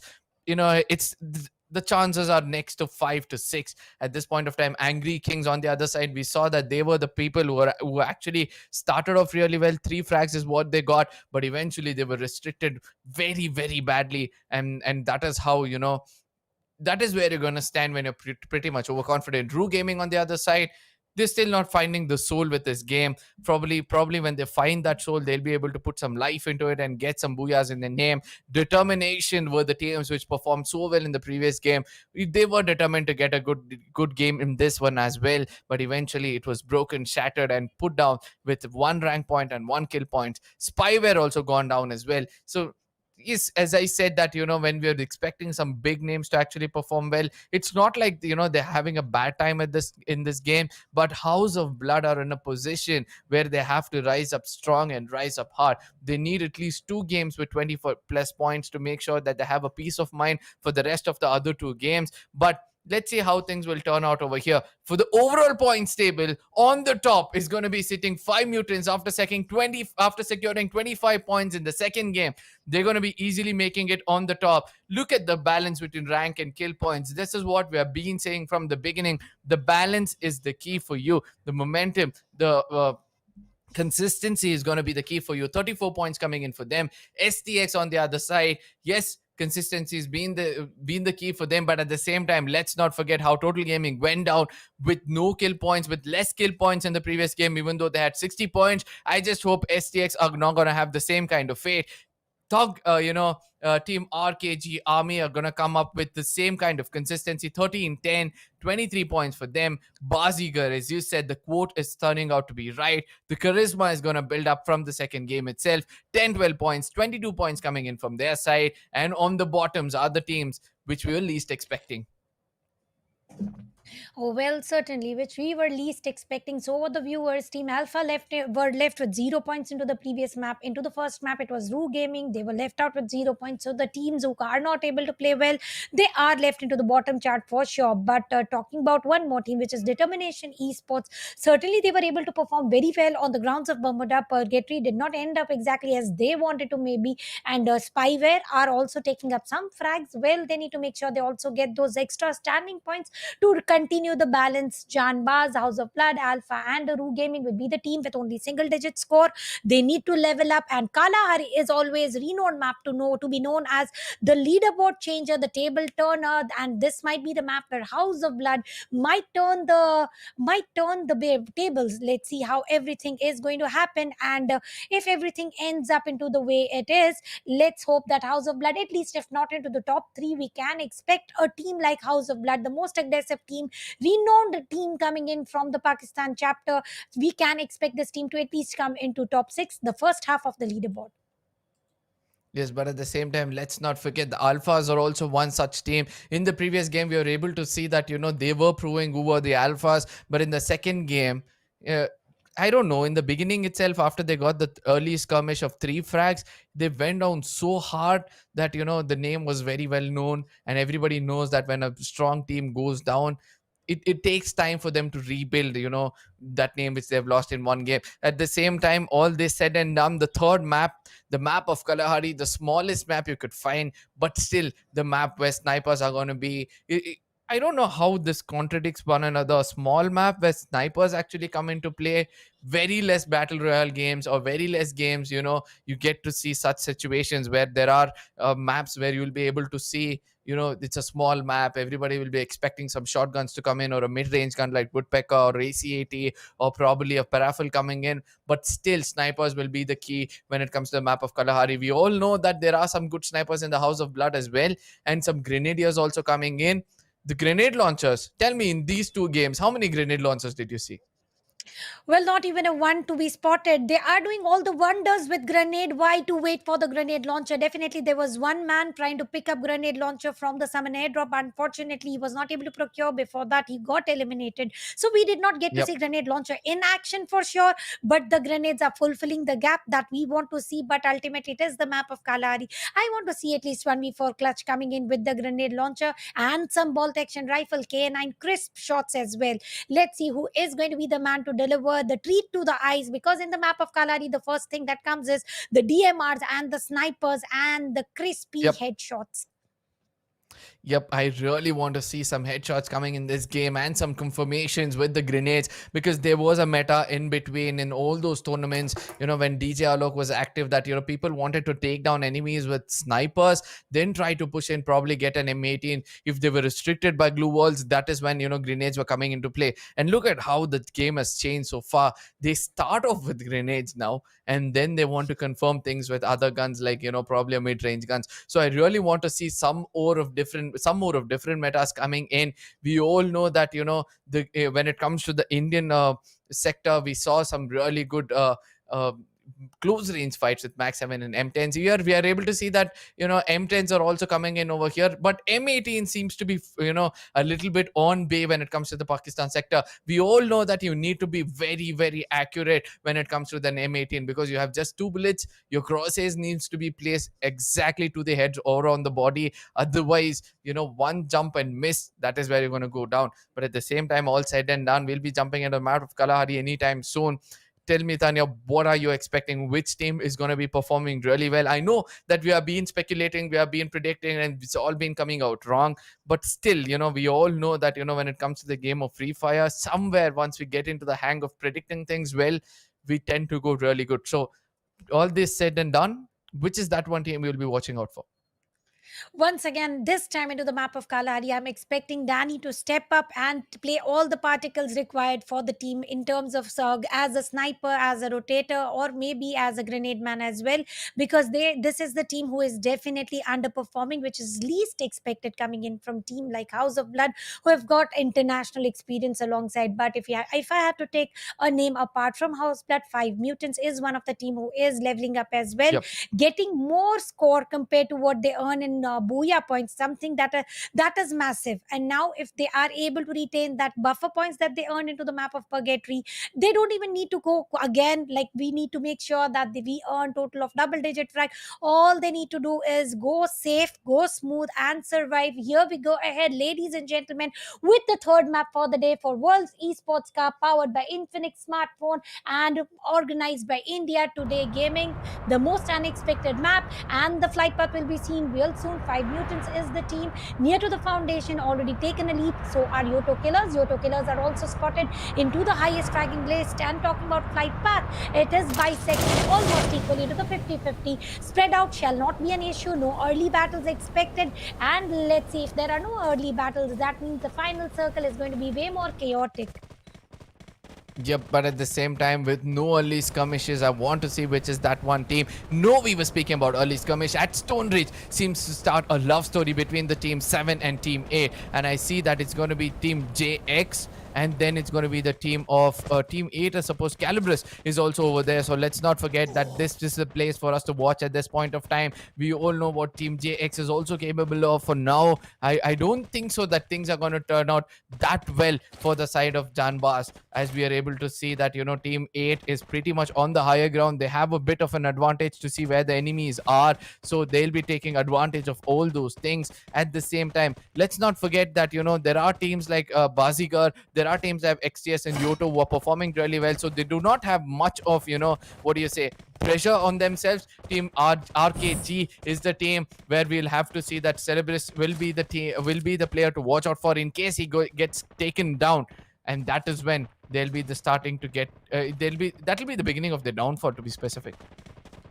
Calibris, if he is going ahead with some grenade, definitely we can expect some good show coming in from team. But if he is going with some other weapons, I'm afraid if they are going to achieve the targets of top 3 or no. Coming back to Team JX right now, Fahad, Rahim, Junaid as well as Shazar, they are looking quite safe right now, sharing the grounds, yet not much of a difficulty spotted. They are also having a spot where they can make the rotations, but firing shots are starting to exchange here. Calibris, is he going to go ahead, get the first pick? Because this is the typical meta, but talking about meta, it is going to be the shotgun. Mag 7 taking down one player. No delay in confirmation as well with that. The first blood has been drawn by Junaid. Let's see how many more coming his way. Yes, Janbaz have started to pick up the pace in this game. Look at them coming in from different directions. I mean, I've not seen this gun being used in a close range fight in a long time. P90 coming into play as well. Celebris gets taken down. RKG or on the verge of getting eliminated. One more player gets taken down. JX are not stopping. They started off this game, sticking together. They started it off to make sure that, all 4 players are together as they rush into every compound. All Celebris has to do was make sure that he gets the right kind of balance, take the right kind of grenade and just cook it to make sure that he welcomes everybody with a boom. But at the same time, he was restricted.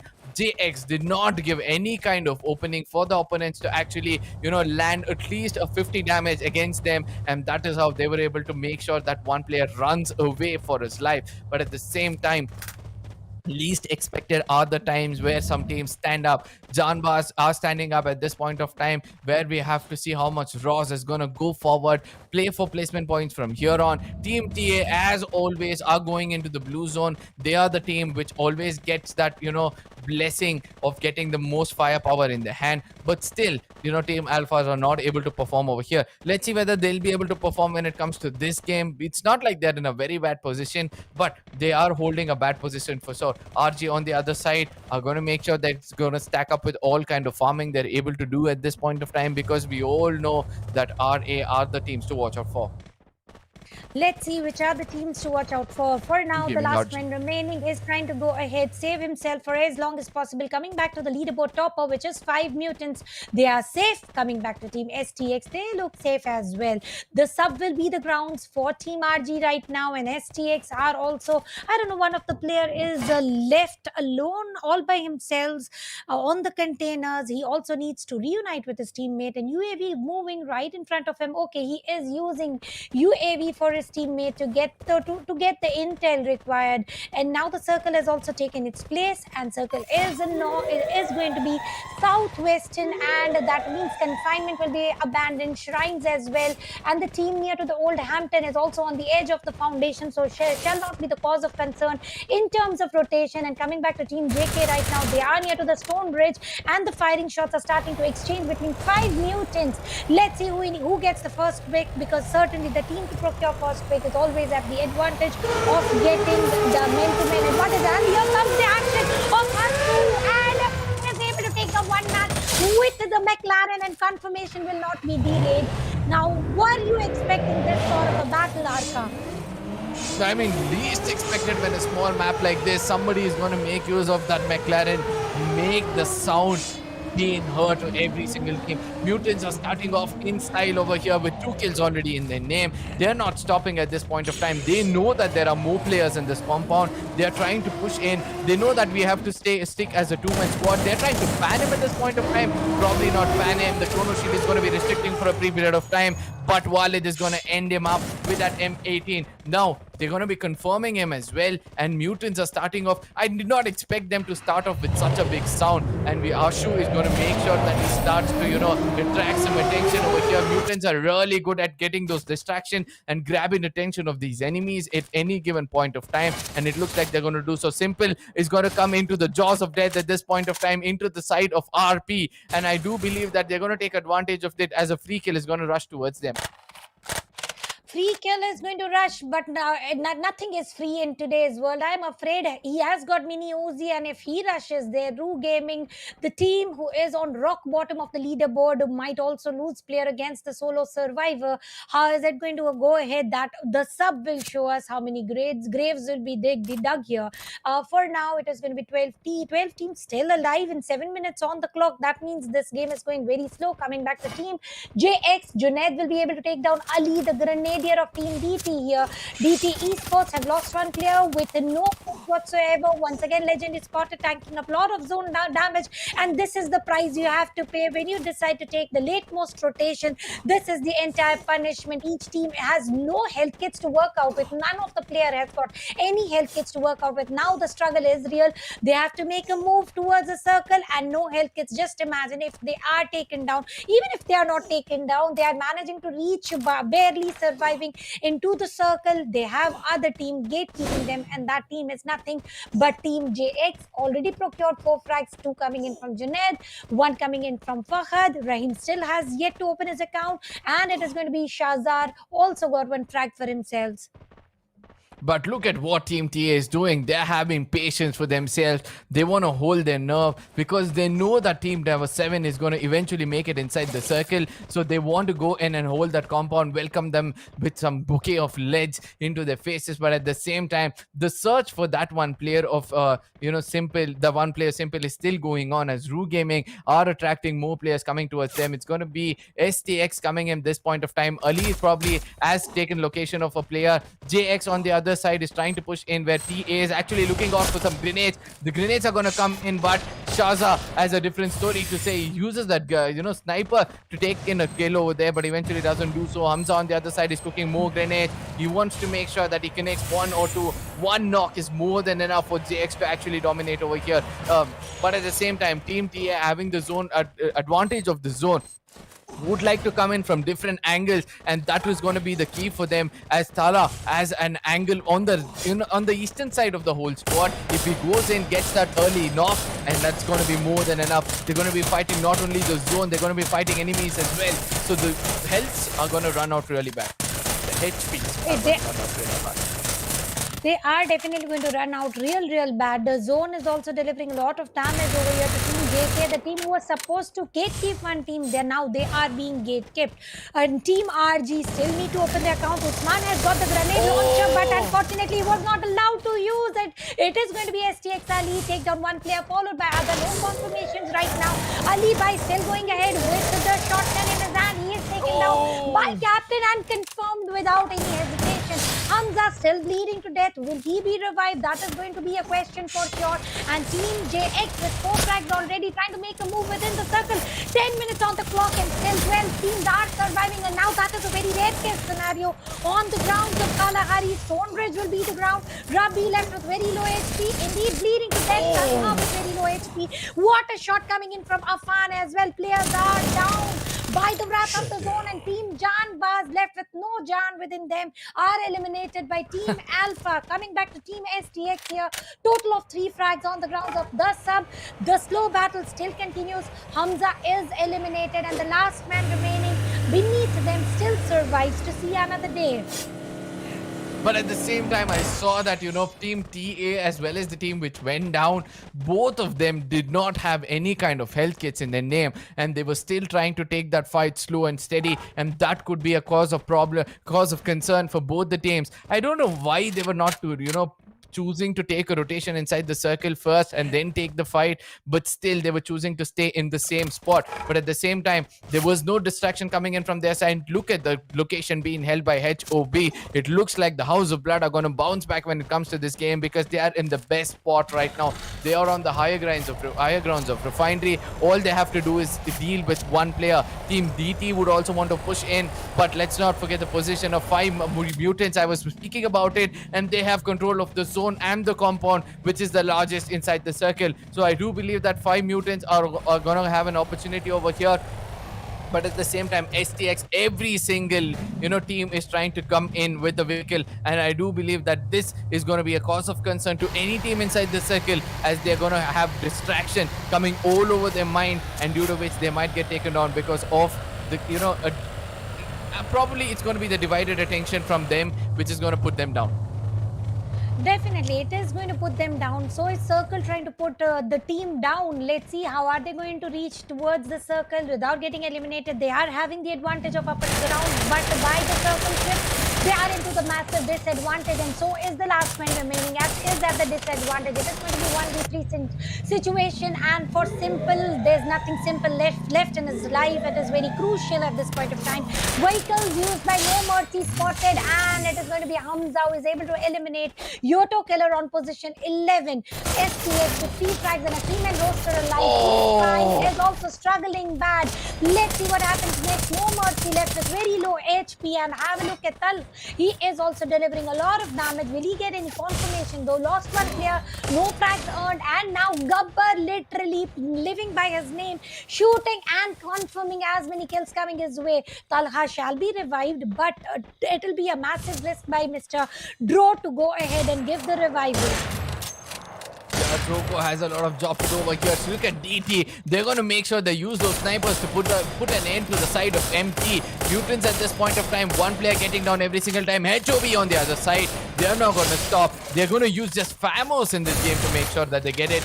Drogo on the other side with the Woodpecker is giving the right kind of backup required, but at the same time Gabbar and Drogo have a lot of job to do as STX is going to restrict them as much as possible, and STX with that MP5 will be stopping every single player.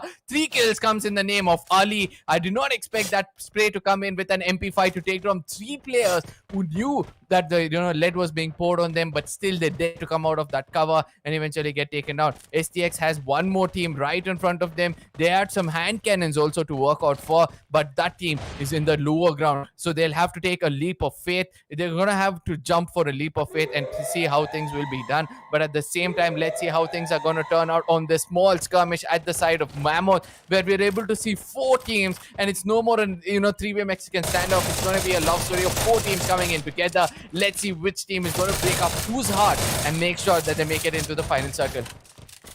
And now, talking about final circle, definitely Team RKG is not entering the final circle, and the advantage of height definitely lies into the hands of House of Blood, but how are they going to utilize the advantage of the first 2 players? Takes down one player with a grenade. What a precision. Missed second. The player is revived, and unfortunately could not confirm the knock that he procured. 5 mutants are going so strongly hand in hand. Each player got 1 frag to confirm. 4 frags, 4 players. Team Alpha decimated by Sajid, and Sajid will be the highest fragger for his team. Circle is going to take a shift. In which direction will it go? Well, certainly it will not be in the favor of 5 mutants, and now they've got the advantage to stop one more team. It is going to be a lot of damage delivered to Team STK. Captain down on the knees. Will he be able to revive? No is the answer. Tarha will also come into the action, and it is going to be Team Spy. Well, 2 different teams, but 1 team getting eliminated. This is what exactly happened with the delayed rotations coming into the way. House of Blood abandoned by the Circle. Let's see how are they going to make a move as well. Team Spy is the only team who is within the Circle and also procured the hard compound. Oh, 5 mutants at this side. Sajid with that XM8 is making a statement for sure against the side of HOB. HOB have to deal with the zone, but somehow they made it inside the circle, and they're trying to use as much as glue walls as possible to restrict themselves. It looks like, Two-Face is going to put up a grenade. Confirm 2 more players, and he's going to rush in. He knows that, things can be things can be turning out in a very good way for the side of 5 mutants, and they'll have to make it inside the circle. They want to make sure that, they get a bit more closer to the side of Spy and hand them as soon as possible. HBD on the other side are having a very bad day, all thanks to 5 mutants at this point of time. Look at them. They know that, they have control of the overall game in front of them. Only 2 players. Danny gets taken down. The confirmation comes in as well from the side of Two-Face. Two-Face is showing that, one face is so aggressive, the other one is not less as well. But at the same time, 5 mutants having advantage of all this happening over here. They know that their 4-man standing is going to be 1 from either side. Drogo with the last man standing gets taken down, confirmed as well. Kai on the other side is trying to fight as much as possible, and I don't think so it's going to be easy for them, as all 4 players are going to rush in with that melee. Wants to confirm that as well. There's going to be some shotguns also being used. Kai is having a distraction yet again, but those shotguns are going to stop Two-Face at this point of time. He's going to pick up some kill points as he goes forward. Kai is going to prove himself to be more stronger, but Sergeant with that with that Max 7 is going to restrict him as well. What a gameplay coming in from the side of 5 mutants. As I said, they had the best spot in the house. They had a compound to hold off for every single time which team is not registering this, that 5 mutants, all 4 players will be inside one small compound, and it's going to be much easier for them to eliminate all 5 players of 5 mutants, because it's not like they're going to stop themselves with a chrono shield or a glue wall. I mean, one good grenade inside that compound is going to end the complete squad of 5 mutants. And I'm hoping to see that happen in the next 3 games, or else 5 mutants is going to, sweep this whole house and be on the top of the table with more than 100 points for sure. Absolutely, they are going to. Every single time we say that they have got the luxury, they can go easy on the opponents, but they are very sure of to be as tough as possible. Once again, they have procured more kill points compared to what Booyah points are. They have crossed the marker of 12 points, if I'm not mistaken. They had total of 14 frags. In the previous map, they had total of 13 frags. And this time, they Yep. have solidified their position of number one.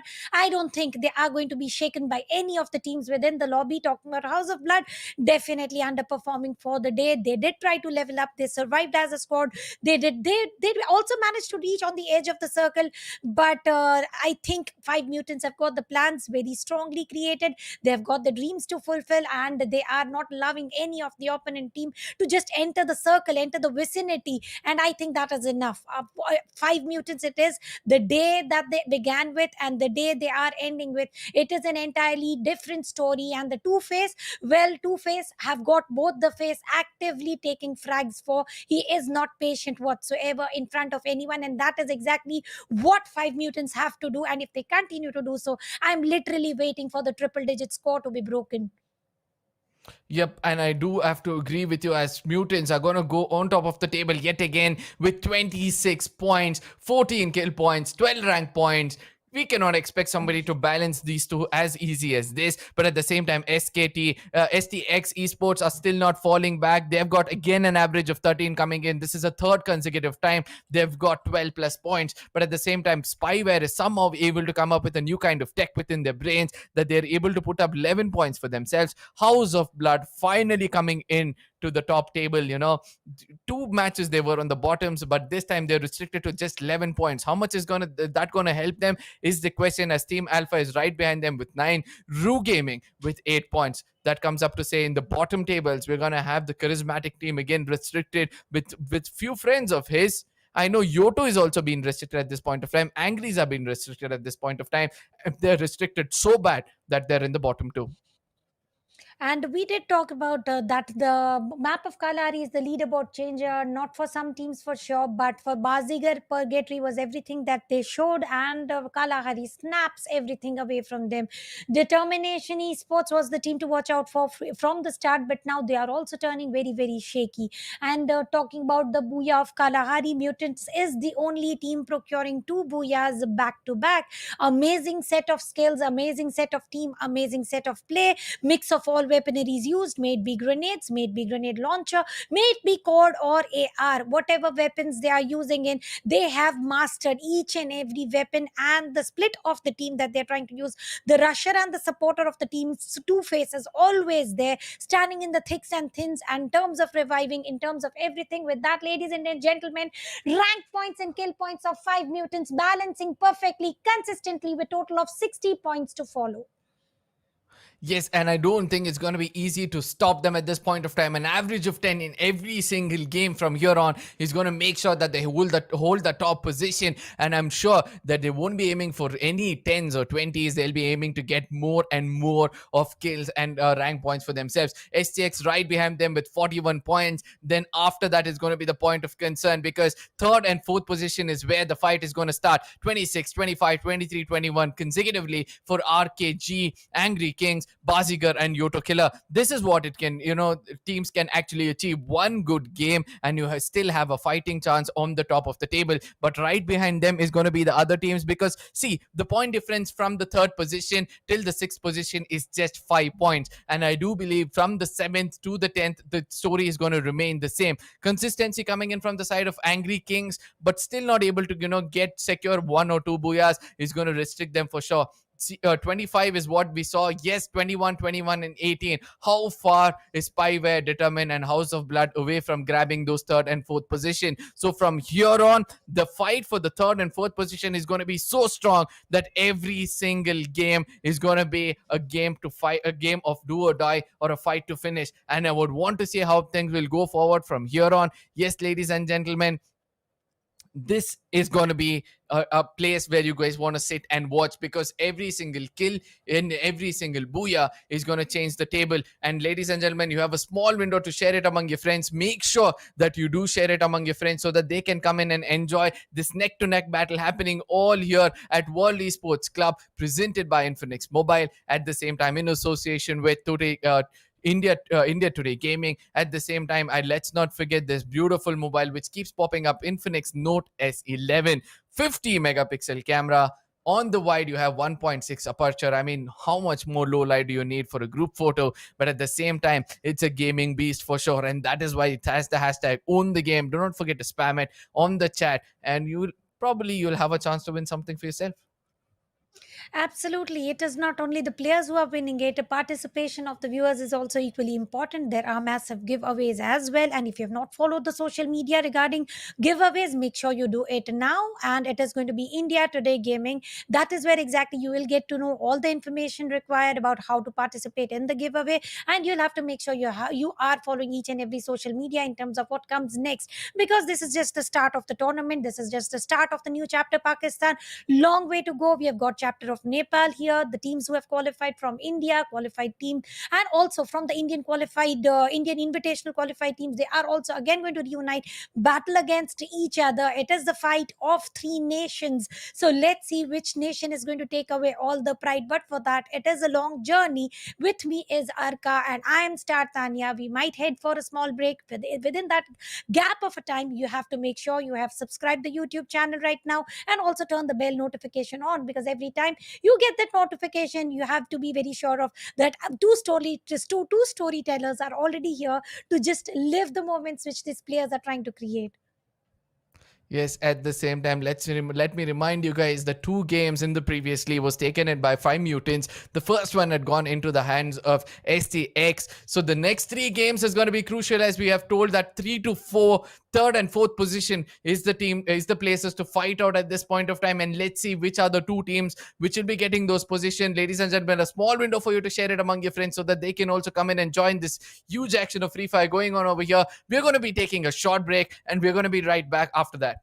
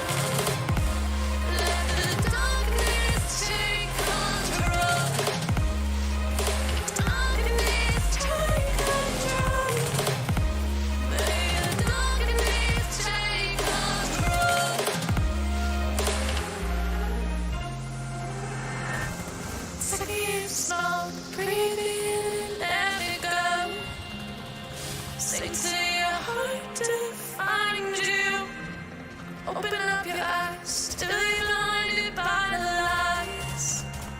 So you can see what you do. Restless every time we start looking eyes up. Lost control of its paradise with honesty by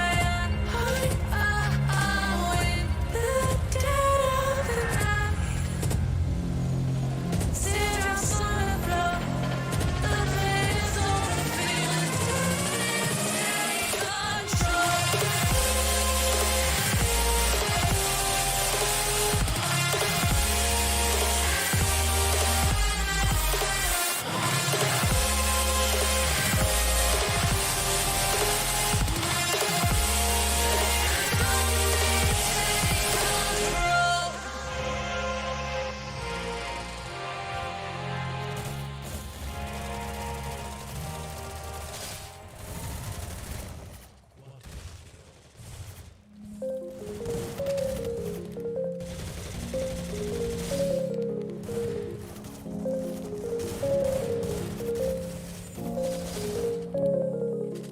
Rise up from the ashes, wings on my back, say things like a matchstick. We ain't coming back, I swear. Just let go and see what happens. Gotta let go to see the magic happen. They got this a quick change, so we ain't commit face. I was about to know what's time to make my wrist ring.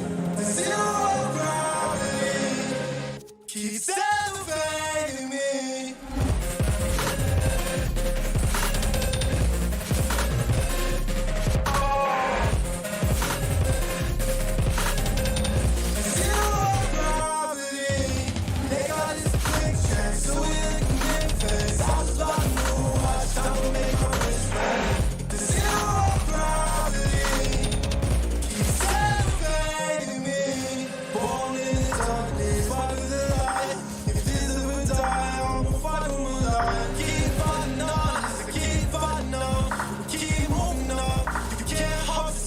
So I am above clouds. So I can't see the ground. So I ain't coming down. So no, I am coming down. Rise up from the ashes, wings on my back, say things like a matchstick. We ain't coming back, I swear. Just let go and see what happens. Gotta let go to see the magic happen. They got this a quick change, so we ain't commit face. I was about to know what's time to make my wrist ring. The zero gravity keeps elevating me.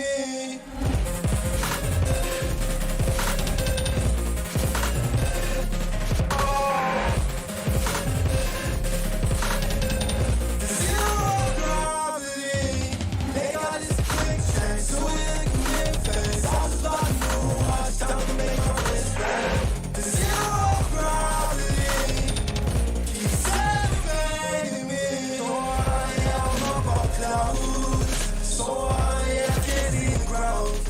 So I ain't coming down.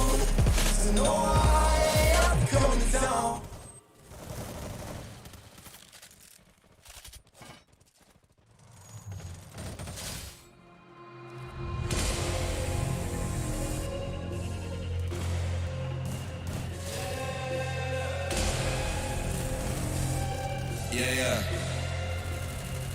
Yeah. Shawty loves it, loves that I'm a dog. They don't want it, they scared of what I know. Put through the budget, I gotta get my own. Shout out my bros, this right here deserves a toast, A lot of people back home, on my back and they know. Trying to get on my line, cause the people I know. Manifest this here, 7 plus on the roads. They ain't doing this shit, tripping over my clothes. I'm on the way, tell them how to play. I'm on the move, trying to get my pay. I might just move on and watch and pray. I'm on the way, I'm on my way.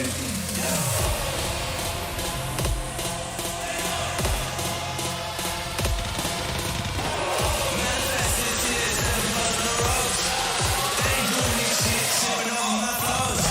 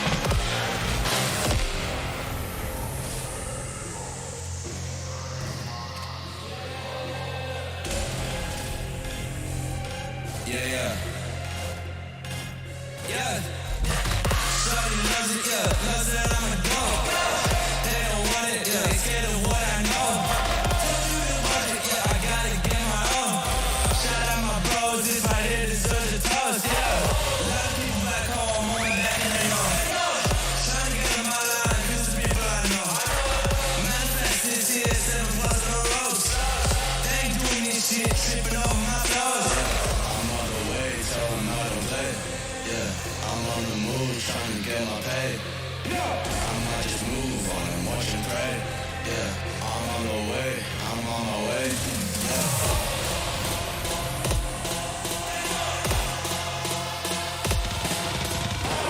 Manifested tears and blood on the roads. They ain't doing this shit, tripping over my flows.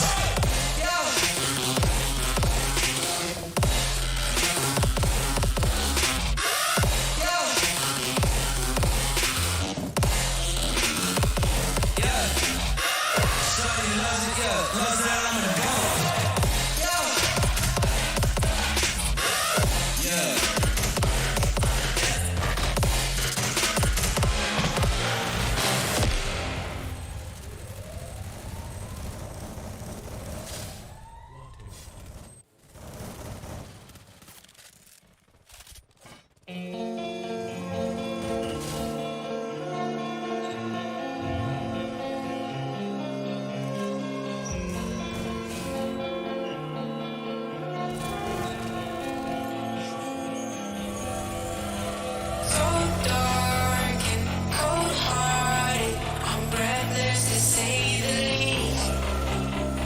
So far from a superstar, and my daydreams are killing me. Feel like I'm losing my mind. I'm never feeling okay. Nowadays it's so hard to find. That's how we numb all the pain. One step from dying, my angels keep it at bay. Can't blame the people for trying. Just let me fall to my grave. Just let me fall to my grave. To kill it.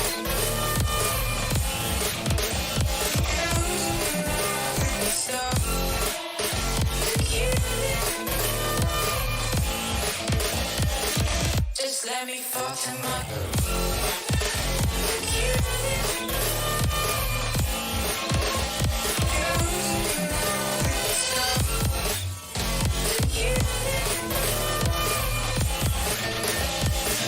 Just let me fall to my grave.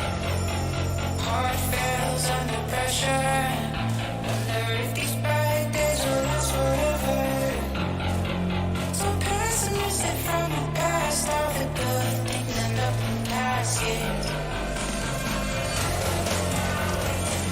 I'm never feeling okay.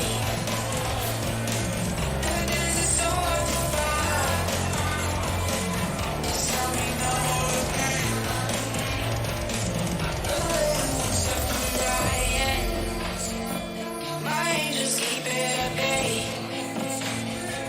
Can't blame the people for trying. Just let me fall to my grave. Just let me fall to my grave. To kill it.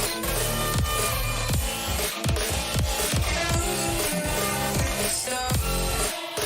To kill it.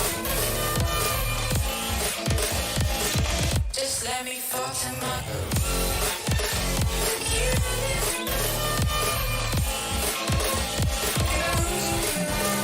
Stop.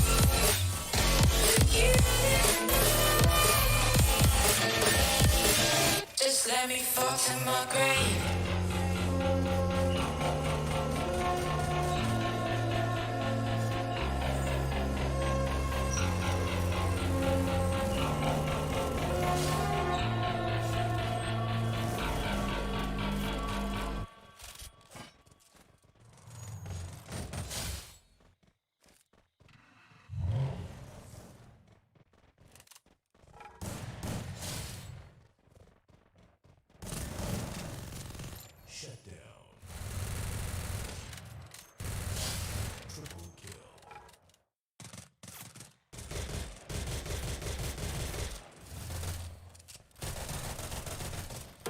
I'm on my own, broken alone. I feel the rain crashing down. All around this empty town, I'm searching for the lost and found. But you don't care, you're unaware. Keep moving like the scars aren't even there. It's in the air, like a blazing flare.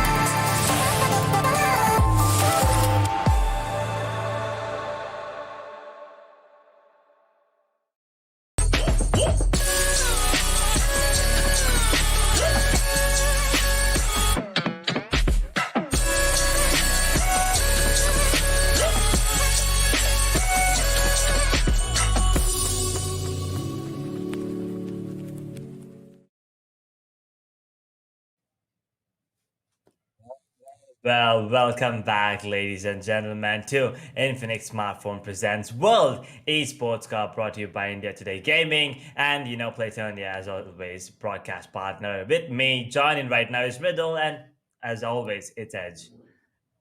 Well, yes, Edge, it was a fast run for me as I just came into the stream. Well, talking about the group number 2 that is going to be played in the Pakistani teams, between the Pakistani teams, and today we have all the teams joining in for the invitational qualifiers. Let's see how the teams go on and who are going to be the 4 teams qualifying, because we have already seen the first 3 matches and now we are going to see the last 3 matches of this very group. So I think it's a group number 1. Group I don't 1 think only. it's Yeah, group it's 2. a group number Yeah, 1 because only. Sorry it's a for that. Yeah. BO6. It's a BO6, it's a right? BO6. So we, Yeah. we are done with 3. Right, we're done with Yeah. 3. We still have 3 more to go. And instead of 2 teams qualifying this time around, we have 4 teams qualifying from each group. So that's Right. a total of BO6, 3 BO6, 3 days. That's 4 teams each. That's 12 teams from the Pakistani region. Making it to the playoffs. So it's gonna be interesting to see how these teams battle it out, because it was, I mean, for the Indian region it was BO4s, so they had to play it really quick. But right now, moving on to BO6, they were going they're now going to play every map twice. So that performance is, you need to be consistent, right? You're going to be playing long hours now. You need to make sure that you have enough stamina. You're not gonna be worn out, and give your best every single time.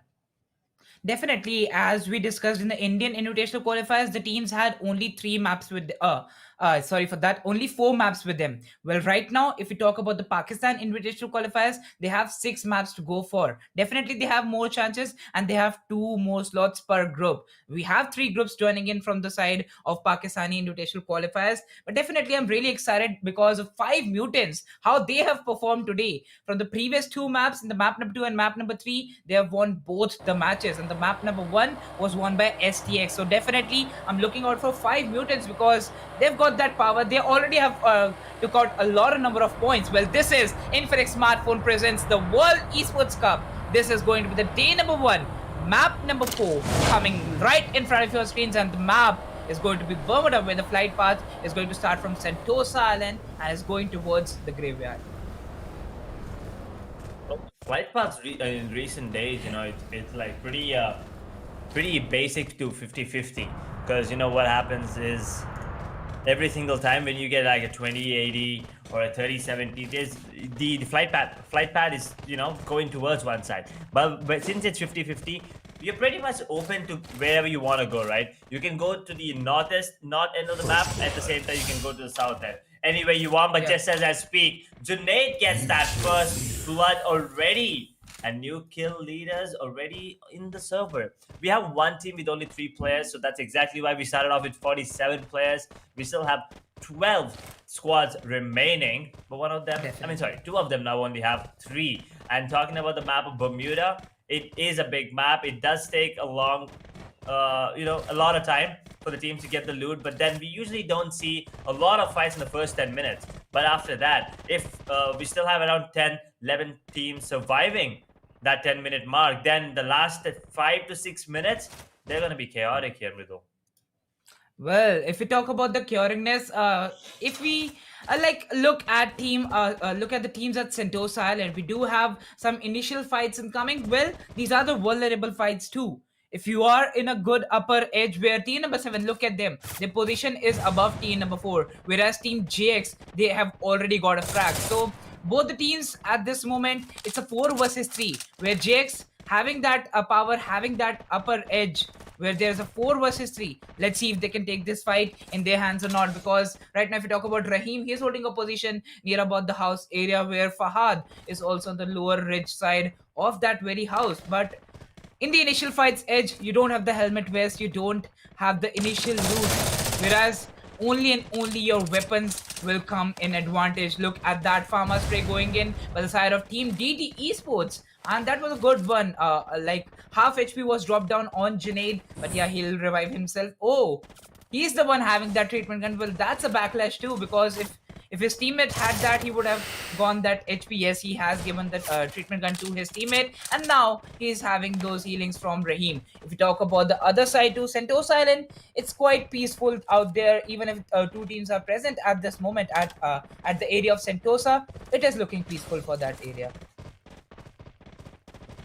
Right now, not a lot of fights the next 2 minutes. I mean, we did see a kill in the first minute. There are team number 8 and team number 10 right next to each other. We might be, they might be going in for a fight. But it all depends if they want to. Team number 7 and team number 4, that's going to be a fight for sure. They cannot escape this. Team number 7, they only have 3 players left. But team number 4, I believe. Yep, they are the kill leaders. And they are absolutely wrecking ham on this team number 7. And the only player alive right now is HK21. Can he stay alive? But for how long?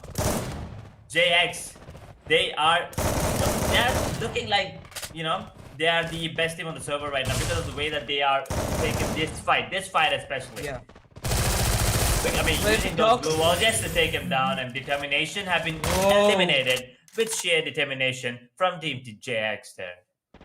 Junaid with the Max 7, that 1 versus 2 was so good, where they already had a player advantage. It was a 4 versus 3, and then it was a decision of the IGL, of the team leader, to just go in, just barge in with your weapons, because if not now, then when? If we talk about the Sentosa Island fight, it's still going slow. As we talk about the weapons, Mr. Wak is having that plasma with him. Well, yes, I have not seen plasma getting into use from a long time. But yeah, Usman right now standing on his position is waiting for one single mistake from team number 10. And then he's going to have that upper edge. Well, one player was present in the open where he was on the top of that terrace. But now, not spotted by the side of Team Spy. Yeah, they won't be taking those shots. If we move forward to Team ROOH Gaming, Usman took a lot of damage. And ROOH Gaming, what is that position? Oh, he has spotted, no mercy. He's just waiting. If he comes out of his position, he's going to deal a lot of damage from ROOH Gaming. Rocky Gaming, RG. Let's see what they're doing here, because they're taking the fight here with team number 10, that is Spy. A lot of damage being dealt. Ooh, Mr. Wow, he kind of have to, oh, did he? He just turns around and takes him down? Okay, did not see that one coming. Team RG on the back foot right now, but this man just got revived. And look at this. ROOH Gaming almost took on mercy, but that blue wall is gonna delay. And he's waiting for the backup. Team RG. How did he wait? I mean, there's one more guy who went down. Wait, what was that? I didn't see that one. Well, if we talk of edge, we talk about the fights of Spy. Spy no mercy is going to perform one more frag on Team ROOH Gaming, and ROOH Gaming backfires with the P90. He's going to get that frag confirmed. He is aggressive at this moment because he is losing teammates back to back. We talk about Team Spy. They're also having replaced them. Sorry for that.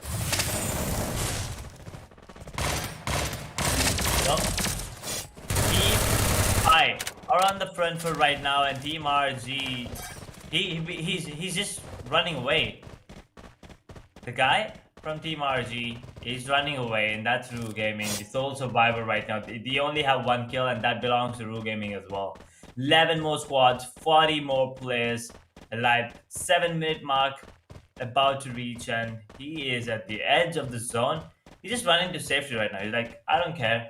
I don't need the kills anymore. I will just run back to safety and make sure that, I stay alive for as long as I can and get those rank points. Because, it's not always just the kill points. It's also the rank points. And maybe he can just stay alive till the end. But, ooh, Walid has 2 players go down from the side of 5MTs. It's gonna be a 2 versus 4 for them, but they kind of are reviving their teammates right now using the walls and the heal gun coming into play from the side of team number 1, while team number 10, they have revived their teammates and now are making a run for the bridge. Well, if we talk about the side of Team YOTO Killers, they're also having a good position near about the Kora Tour area, where they have already spotted team number 12. They're also quite close to them, but looking about the rotation, the zone is going to end near about the Kora Tour 2. So yeah, that's a good position for them. They already are having a good head advantage. But at this moment, they need to find some good covers because that's an open area edge. And to talk about open areas, you need to be safe from the side of Sentosa Island 2, where two teams are still busy firing. And at any time, there would be a team arriving at this position. And I was going to talk about it. Team number 9 has already entered the area where team number 1 and team number 12 are already starting, and it's team 5 empty, who have got 2 booyahs. And if they get this one, this is going to be for the second time that we are going to see a hat trick in the World Esports Cup.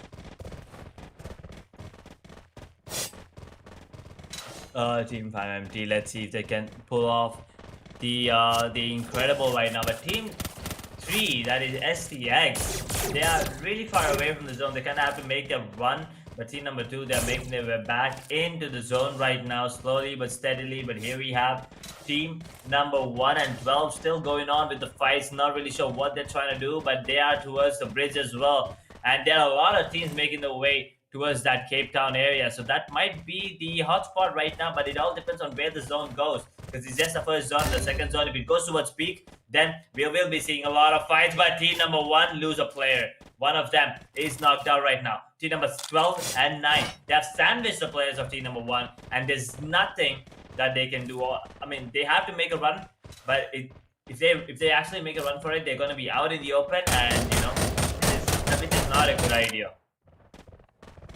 Definitely, it's not going to be a good idea. If we talk about the zone, yes, that is how you go by the zone's edge. The zone is going to go way towards the eastern side, where most of the teams who were waiting for the western shift of the zone, well, they are going to face that disadvantage.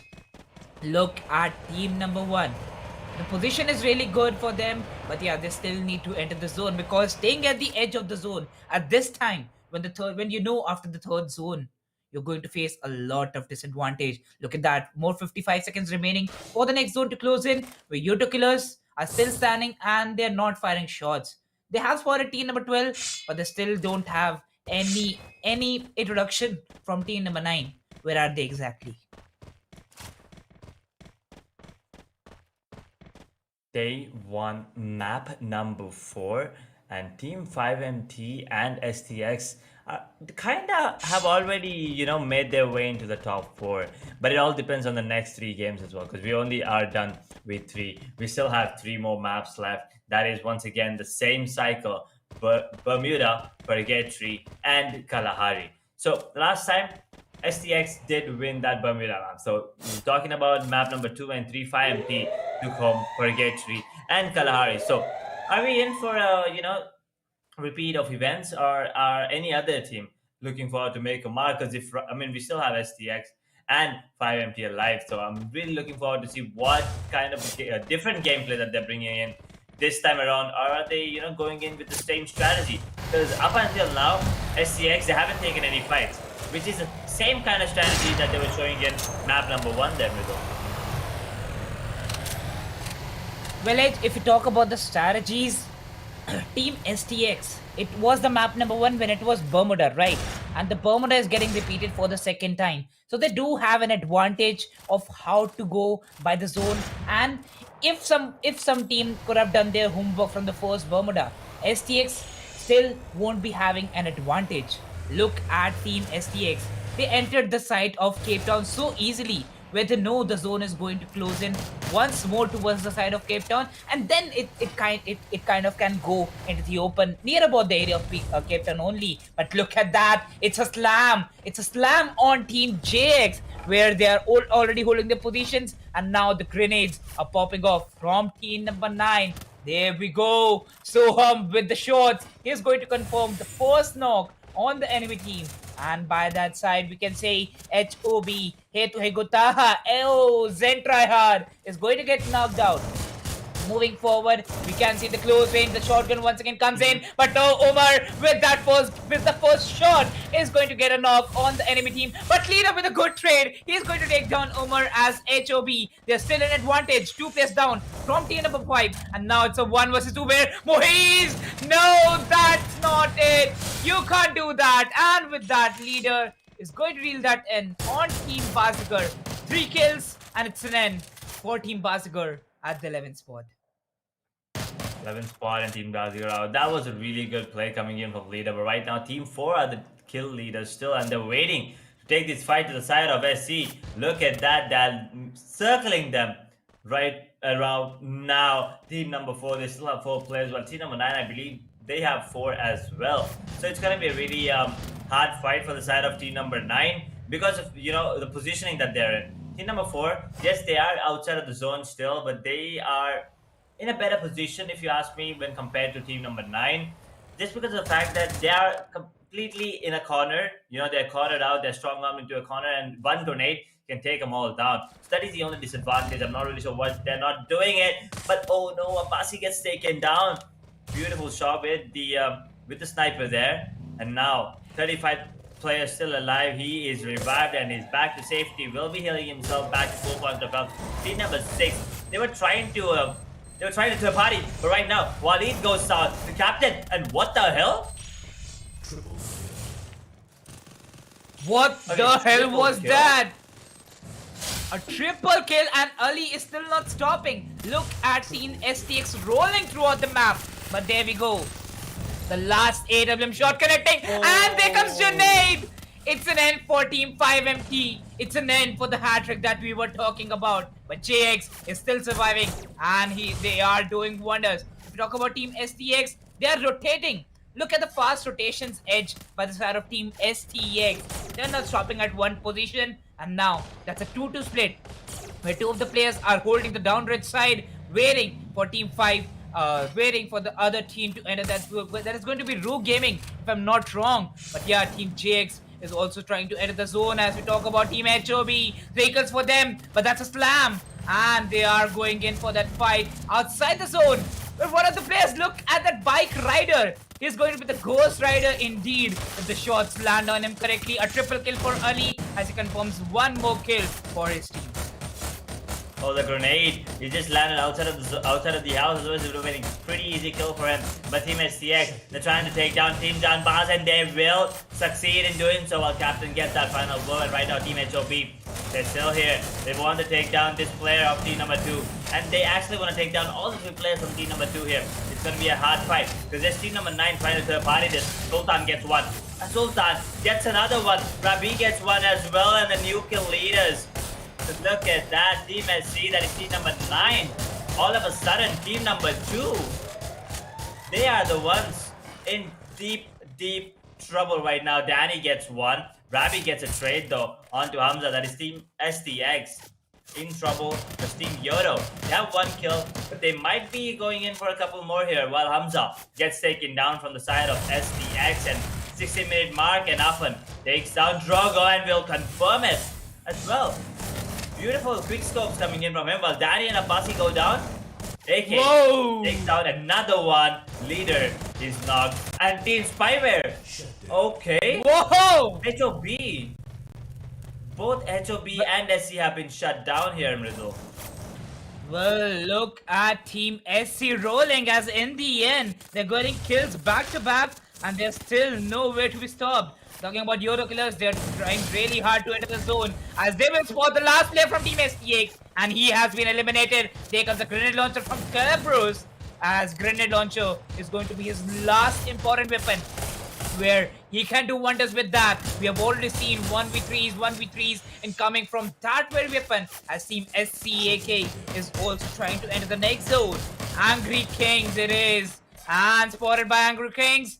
RKG is going to get eliminated, the last player who tried with the grenade launcher but got spotted in the open, and with that, it's a shutdown for the team 2. Last 3 teams, 10 players remaining, but the next zone is also going to close in, and after that, we are going to see the dead zone incoming. Gabbar AK with the parapher spray is going to get that knock on TAFan, and TAFan is going to deal a lot of blow from his side. There goes in the open, an M1887 in the hands, but yeah, they have the cars for the next rotation. Team number 9, look at their position inside the zone. The player drops off from his vehicle, makes a glue wall, and now they're going to cover the last 2 remaining squads from all the 4 sides. Nice, and right now 3 squads alive, 10 players still alive. Drug AK gets 1 kill onto Hamza. Knock actually. About to hit that 80-minute mark while Roman gets one more kill. 3 squads, 9 players. So that's pretty much every team has 3 players, but team number 6, they're in trouble because they're the one that's taking a lot of hate. Roman gets 1. Well, we have YOTO, the new kill leaders. They're having a really good time here. 8 more players alive. 1 kill for Roman, and right now team number 1 with the high ground advantage. Team number 9 and 6, they need to be worried about this. Oh no, beautiful grenade coming on to team SC. Roman, he is having a really, really good time here. Bulletproof wall? I don't think so. But whatever it is, the zone is coming in. Team number 1. They're the ones actually getting taken down. All of a sudden, it's team number 6 and 9.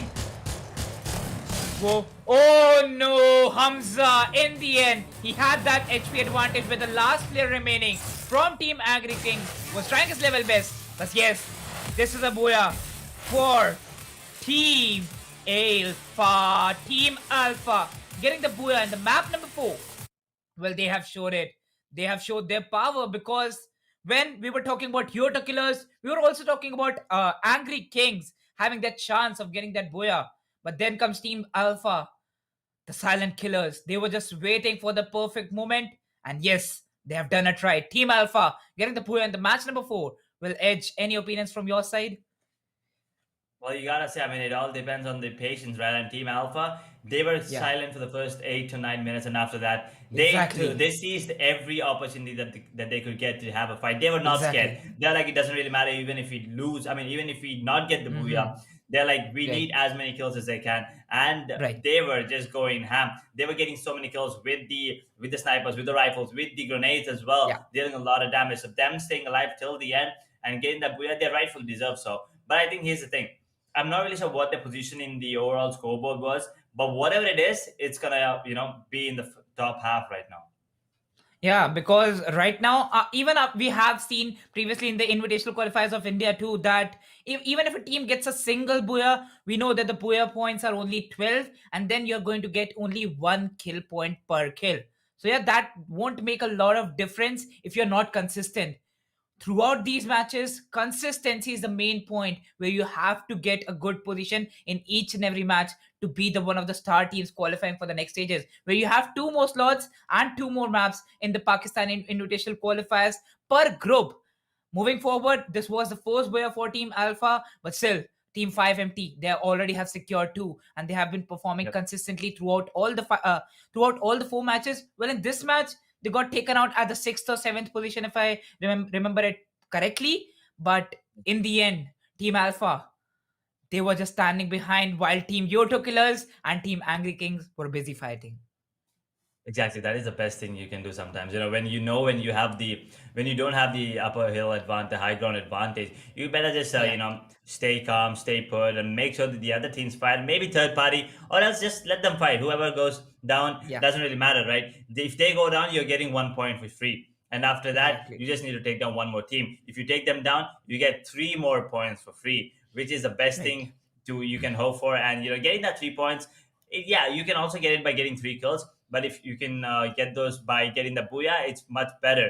But here's the thing. Look at the map-wise scorecard that we have in front of us right now. Team Alpha, 12 rank points, 9 kill points, and a total points of 21. 6 points ahead of YOTO Killers, who had a rank point of 8, kill points of 7, and total points of 15. Angry Kings, although they were the second team to be... they were in position number 2. They have 9 and 5 kill points, total points of 14. SCX Esports this time around not getting the booyah, but still managed to get 12 points in the end. House of Blood has 10. Team Janbaz has 9. Yeah, this was the first page of the scorecard. Moving forward to the second page, we are going to witness some more teams. But today, House of Blood getting only 10 points in this match.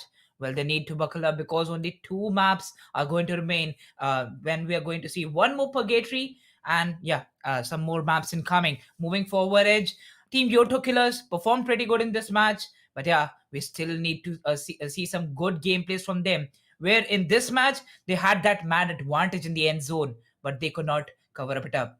Talking about the 7th position, we have Team Spyware having 4 ranking points, having 4 kill points. They have a total of 8 points at the 7th position. At the 8th position, you have RKG Army with only 7 ranking points. Well, this is what states You need to have kills even if you have secured a good position in the top 5. ROOH Gaming getting one kill point, one ranking point, and a total of 2 at the ninth place. 10th place is going to be for 5 Mutants. Well, I was wrong about that. This match was not good for them. Pretty early elimination for them. Only 2 ranking points. Well, let's see if they fight back in the next map. Talking about Team Determination Esports, they have 0 points at the 11th position, and even Team BAZIGAR getting 0 points for their placement and for the kills. Well, good to see that it's not just STX and 5MT, walking away with the wins all the time. Now we have other teams as well doing it. So it does feel good, but let's take a quick look at the overall scorecard right now. 5 Mutants, 32 rank points, 30 kill points, 62, a massive total point there. And then STX Esports in that second position, 33 rank points, 20 kill points, 53 total. These two are in another level right now. Angry Kings, 21 rank points, 18 kill points with total points of 39. And then YOTO Killer comes in at number 4 with 36 total points. And Alpha sharing the spot, actually. They do have one less kill point, so that's exactly why they're in position number 5. 36 kill points for them as well. RKG Army, 33. So I still think, in these last 2 matches, all these 6 teams have a chance of making it to the top 2, but they need to take down 5 Mutants and STX ASAP. Well, talking about the first overall scorecard page, Edge, 5 Mutants, I think so. 5 Mutants and STX Esports, even if 2 matches are remaining, they already have secured their position. But look, from the position number 3, even I can talk about from 3rd to 7th. One single match going wrong, and it's going to be a blunder. Even for if we talk about Team House of Blood, they have 28 points from 3 to 8. One single match is going to have a lot of difference for them. The top 4 teams will qualify from the group number 1, where now House of Blood is placed at the 8th position with 28 points. Team Bazigar having 23, they're at the 9th position. Team Janbaz having 22, they'll be placed at the 10th position. 11th position for Team Determination Esports having 21, and ROOH Gaming. Well, Edge, any chances for ROOH Gaming? Because still 2 maps are left. We do know that around a team can get max to max 25 in this very competitive group.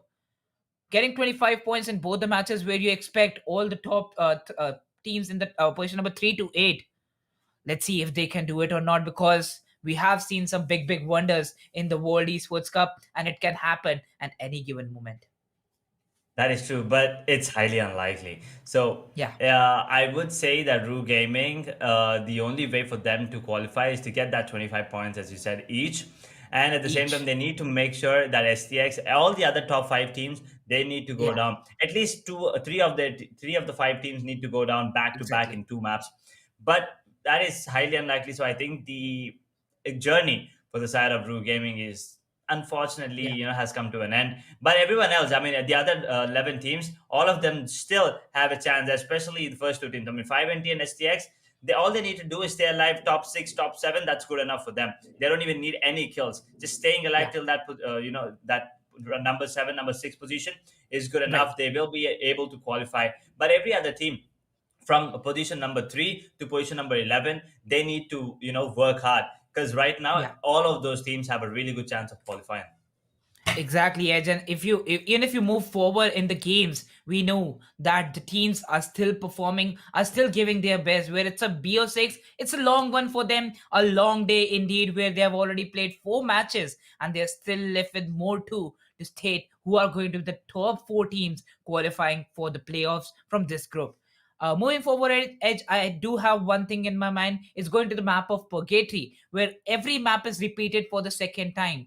So kind of the teams need to study the map number 1, how exactly they played, what went wrong, what went right. I think so at this moment won't be in their minds what went wrong exactly, why they placed at a position that was really bad for them. They could have changed their rotations in the map of Bermuda, but yeah, it was kind of similar, where the teams who were at the same drops, who were fighting with each other in the initial fights, they need to just not take those initial fights, because those initial fights won't give you points. And at this time, what you need to qualify is the points. So make sure the teams are going to be consistent. Well, talking about the Infinix Note 11s, the smartphone is going to be unveiled in this very tournament. So guys, make sure that as soon as the smartphone gets launched, book your devices and buy this beauty gaming beast. Well, hashtag own the game has to be there in the chats. Make sure to follow India Today Gaming on the YouTube channel, subscribe and click that bell icon. Also follow India Today Gaming on their social media handles of Instagram, Twitter, and Facebook. You have all the links down in the description below. So Yeah. I mean, all you need to do is just click once, just like how the players need to, find the heads and just click once to pop it off. Talking about the map of Purgatory right now, 5MT. They showed up big time on the map of Purgatory last time. They did not have a great game. They kind of had a similar game when compared to the first time that they played Bermuda in the PO6. So it's Right. kind of the same kind of gameplay that we've seen. So now moving on to Purgatory, I think if 5MT once again comes out on top, then they will come out on top on the map of Kalahari as well. But let's see if someone else is, willing to take that position away from them. Because as I said, they have almost, secured their slot moving further into the tournament, to the playoffs Yeah. there. But every other team, they need to work hard. Team STX and 5MT, they can have a breather, but they need to still be on guard. Then they're not supposed to get out in position number 11 or 12, because that is going to hurt their scoreboard positioning big time. Yeah, definitely, because right now we are going to witness the Purgatory game. The game is live, and it is Infinix Smartphone presents the World Esports Cup Pakistan Invitational Qualifier. Well, it's the day number 1, and the map number 4, Purgatory, is live on your screens. We have our eyes on Team A, with Team Alpha. What an amazing booyah for them in the previous one. Let's see how they play in the map of Purgatory. Looking at the flight, but once again, look at that. It's pretty much 50-50 passing right through Brasilia. And team number 7 looks like they actually want to drop down to Brasilia. Never mind, they're actually making their way to Ski Lodge, I believe. But that's a blue zone, so it makes sense. And Brasilia, there's team number 12, 8, and 11. All of them. So that might be an initial fight happening right there, Riddle. Talking about the initial fight's edge, look at the blue tier loot. No one going for the area of Ski Lodge, but the flight path also never allowed that. Team number 7 at the area of fields, a good position for them indeed, and there we go. Already dropping off on the left hand side. We can see Team 5MT in the initial fight. Oh my god! Two-Face incoming with the XM8. ROOH Gaming falling down. That's a big backlash as 5MT, they all have got the weapons, and that's pretty close. Oh no, that was a bad decision from the side of Team ROOH Gaming. Well, now it's a 4 versus 2 where one player got a revive, but Rocky Gaming is still down on his knees. Insane goes in, but no, the bullets are going to get finished, and in the end, that's an end. Oh, with the Skype, Usman getting confirmed with the Skype, and yes, 5MT eliminating ROOH Gaming in the very first 2 minutes. Edge, that was so brutal. That is. And I think with that, it is safe to say that it is the end of the journey for the side of ROOH Gaming, because not only they are eliminated in position number 12, they didn't get any kills. So that's 0 points overall. And I think they had like 18. So that is nowhere close to what the top 4 teams have. And right now, Team 5MT already have 4 kills. They have already switched gears compared to the map of Bermuda. That's exactly what I was talking about. Them being the dominant team on the map of Purgatory and Kalahari as well. So here's the thing. Talking about the side of STX, they need to get a couple of kills and just stay alive till 6th position. Which means they will secure their slot in that top 4. Moving on to the next map of Kalahari as well. And 5MT, with those 4 kills, have already secured the kills. Have already secured the spot, and all they need to do is maybe stay alive till team position number 8. That's it. Everything else will be taken care of by the other teams, because ROOH Gaming, I think that is the only team that has no chance of qualifying right now. Moving forward, Edge, we also see 2 teams on the side of Brasilia, where Team 5MT, they are in momentum right now. Any initial fight given to them, wow, that was so amazing. Well, that's a highlight moment for me. I will remember that moment for sure when I'm casting the Pakistan Invitational Qualifiers. Going forward, team number 11, that is going to be team HOB. They're still present on the maps on the side of Brasilia. Well, it's House of Blood. They're at the top eight. Yeah, they are at the eighth position. Where I remember they're just 1 point behind the seventh position. But to be in the top four, that's not a big difference. One single game, one single good game. Out of the two games, the teams who need to be in top four right now, from 3 to 8 places, need to get a booyah where they can make that difference from the other teams.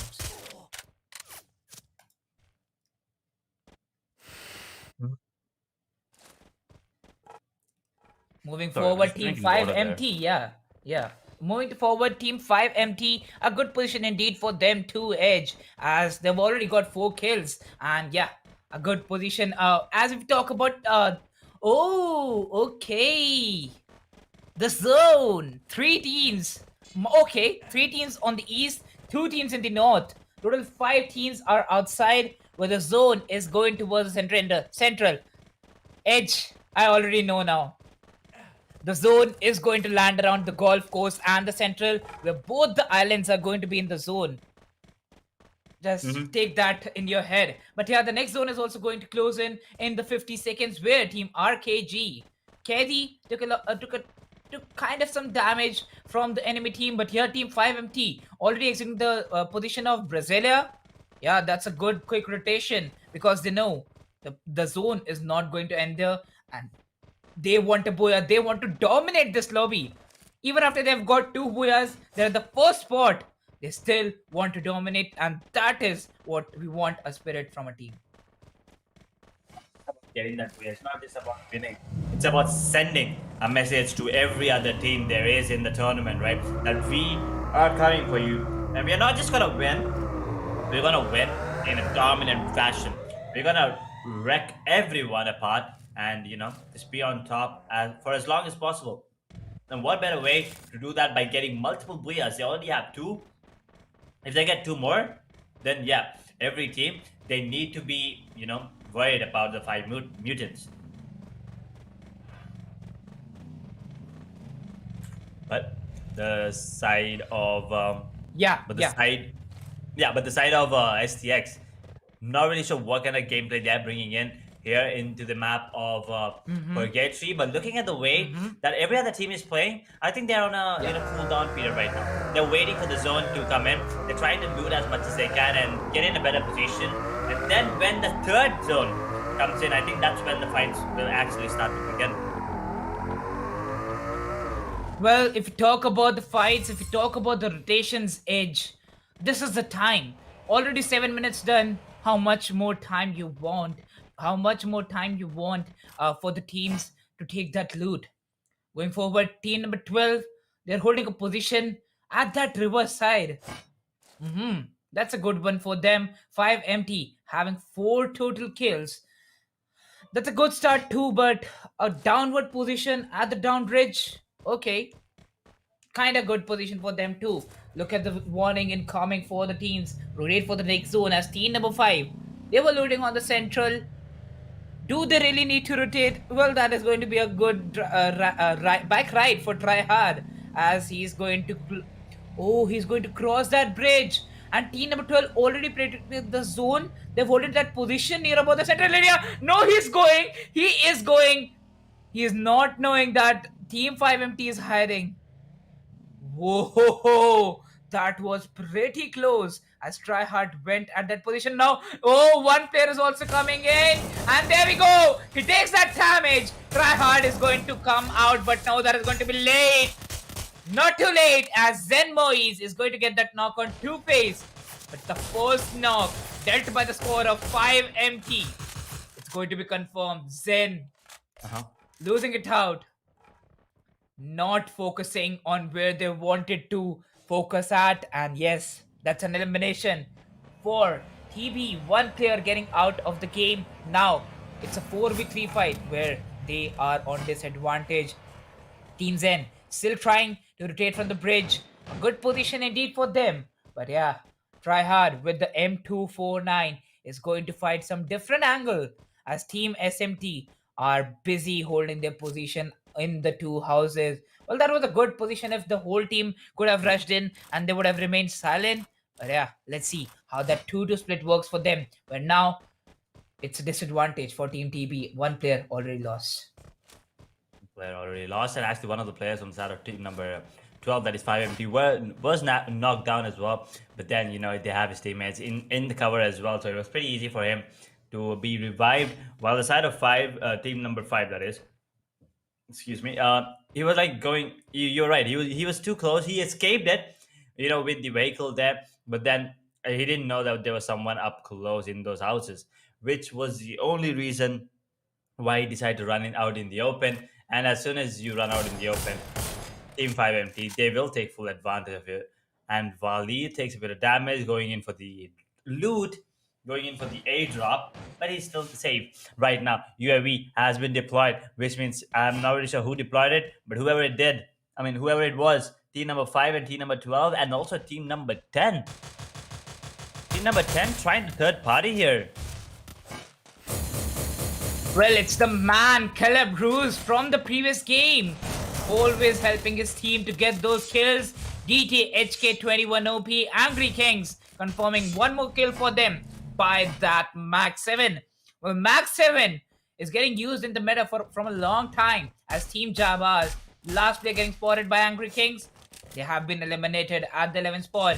And now, Angry Kings, they need to take a toll from the side of Team RKG as they are rushing in and they're all set to have a fight against their side. Moving in the open. There we go. Caddy is going to jump in that very position as he is going to get that knock on DTH18OP. One more player confirmed. HK21OP, a good trade incoming. And that's a grenade kill. A grenade knock. A grenade confirmation.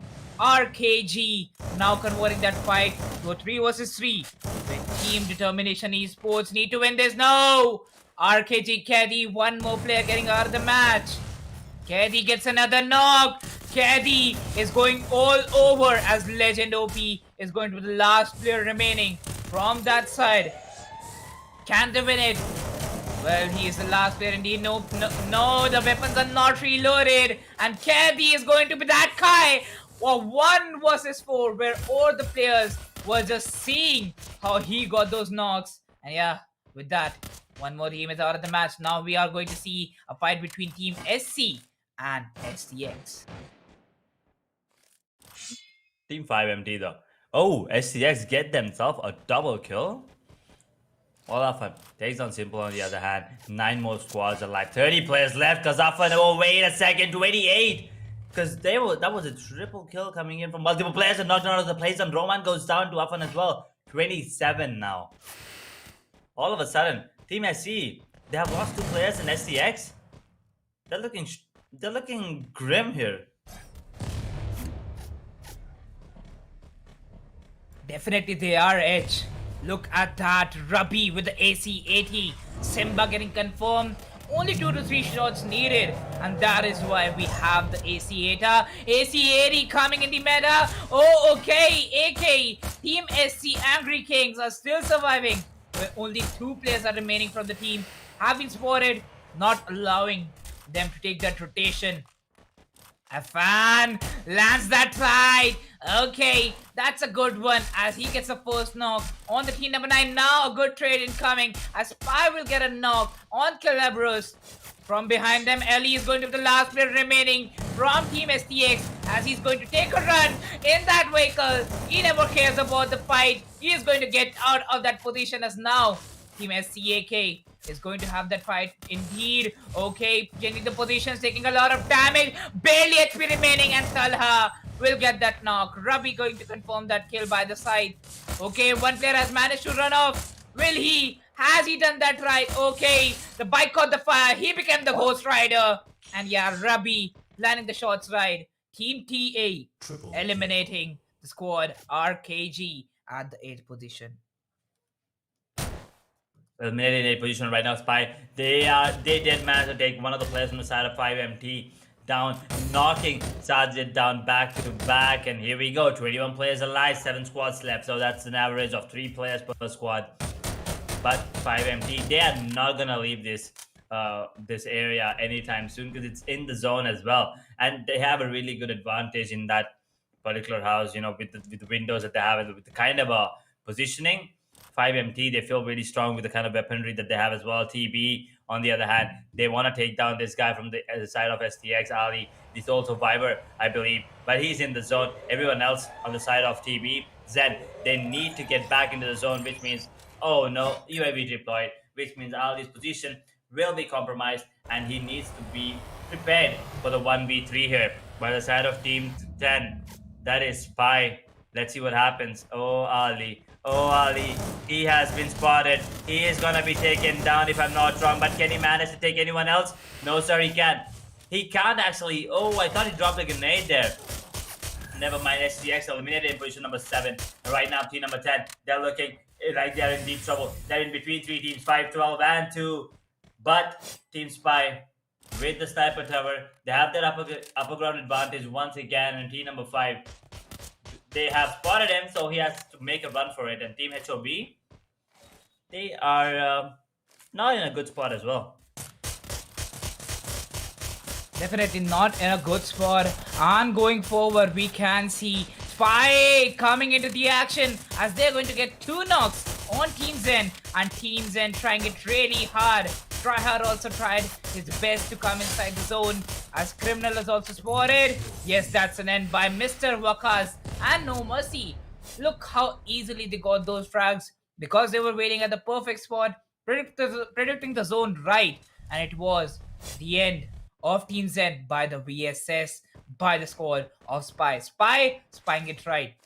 Well, proving the name right too. 27 more seconds remaining for the 4th zone to close in as team number 11 out of the 5 teams. Team number 6 do have their 2 players inside the zone, but they still have 2 players remaining to enter the zone where team number 11 is having a good position. Mr. Talha! That's brutal. Spotted the player in the open. Gave him no chance. Oh, that headshot on Hashu.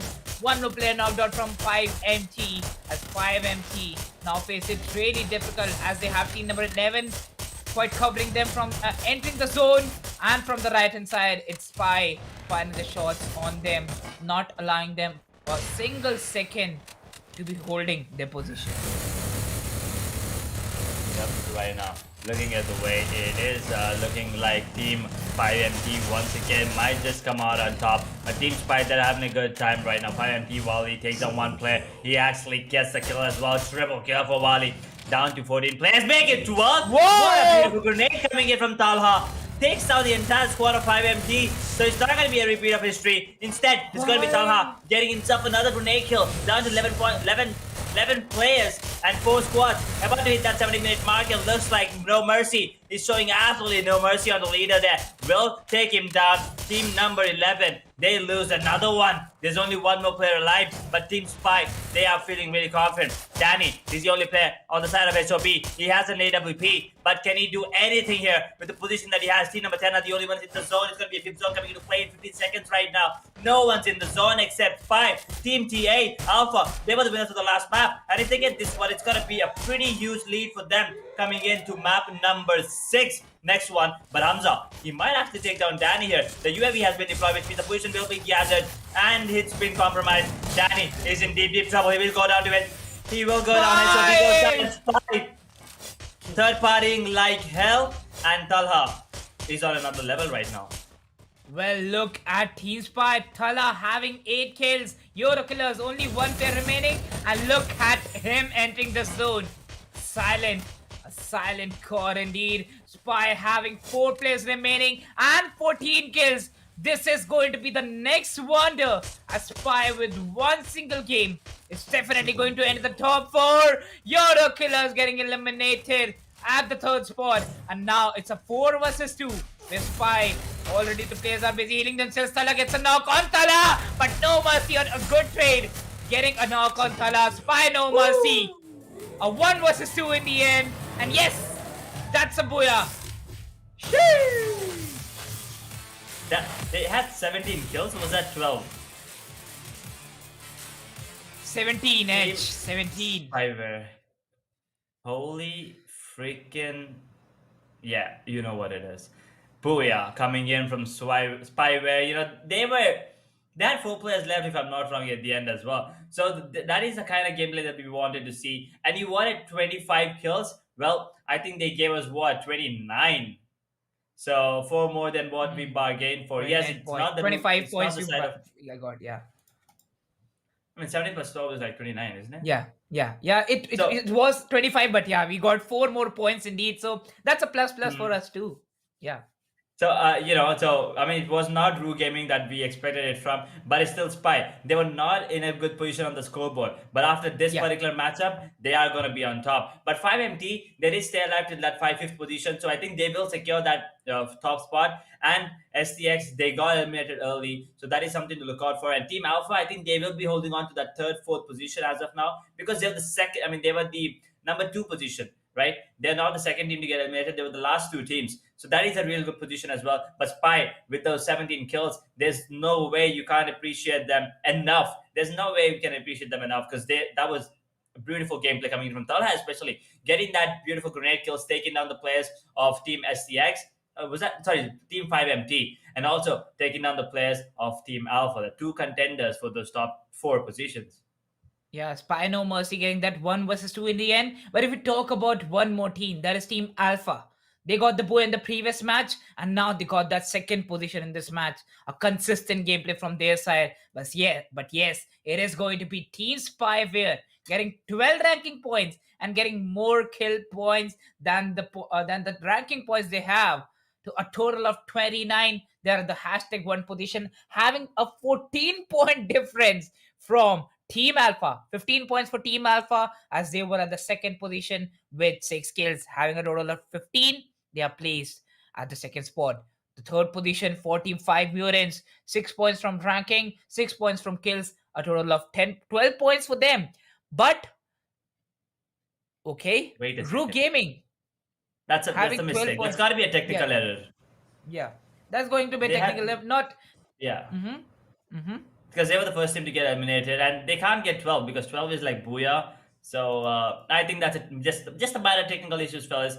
Drew Gaming did not actually get 12 points. But anyway, Yeah. talking about the other teams, House of Blood, 7 rank points. Unfortunately, they have no kills, which brings their total up to 7. And STX Esports, they are second on the overall, but right now they're number 8. 4 rank points and 2 kill points. That's all they can manage. And Team BAZIGAR as well, 6. Angry Kings on 5. Determination Esports sits on 4 points, and Janbaz, actually the second team to get eliminated after ROOH Gaming, sits at position number 11, to be honest, while ROOH sits at 12. Well, yeah, Team Janbaz at the 12th position with 0 points, but Determination Esports. Well, if you talk about the performance of the side of Team Alpha, they also performed really good in this match. But yeah, Determination Esports, I think so. We talked about Team ROOH Gaming. We have one more squad with us. Kind of, the last match won't do it for them, won't do it big for them. But yeah, a good try indeed.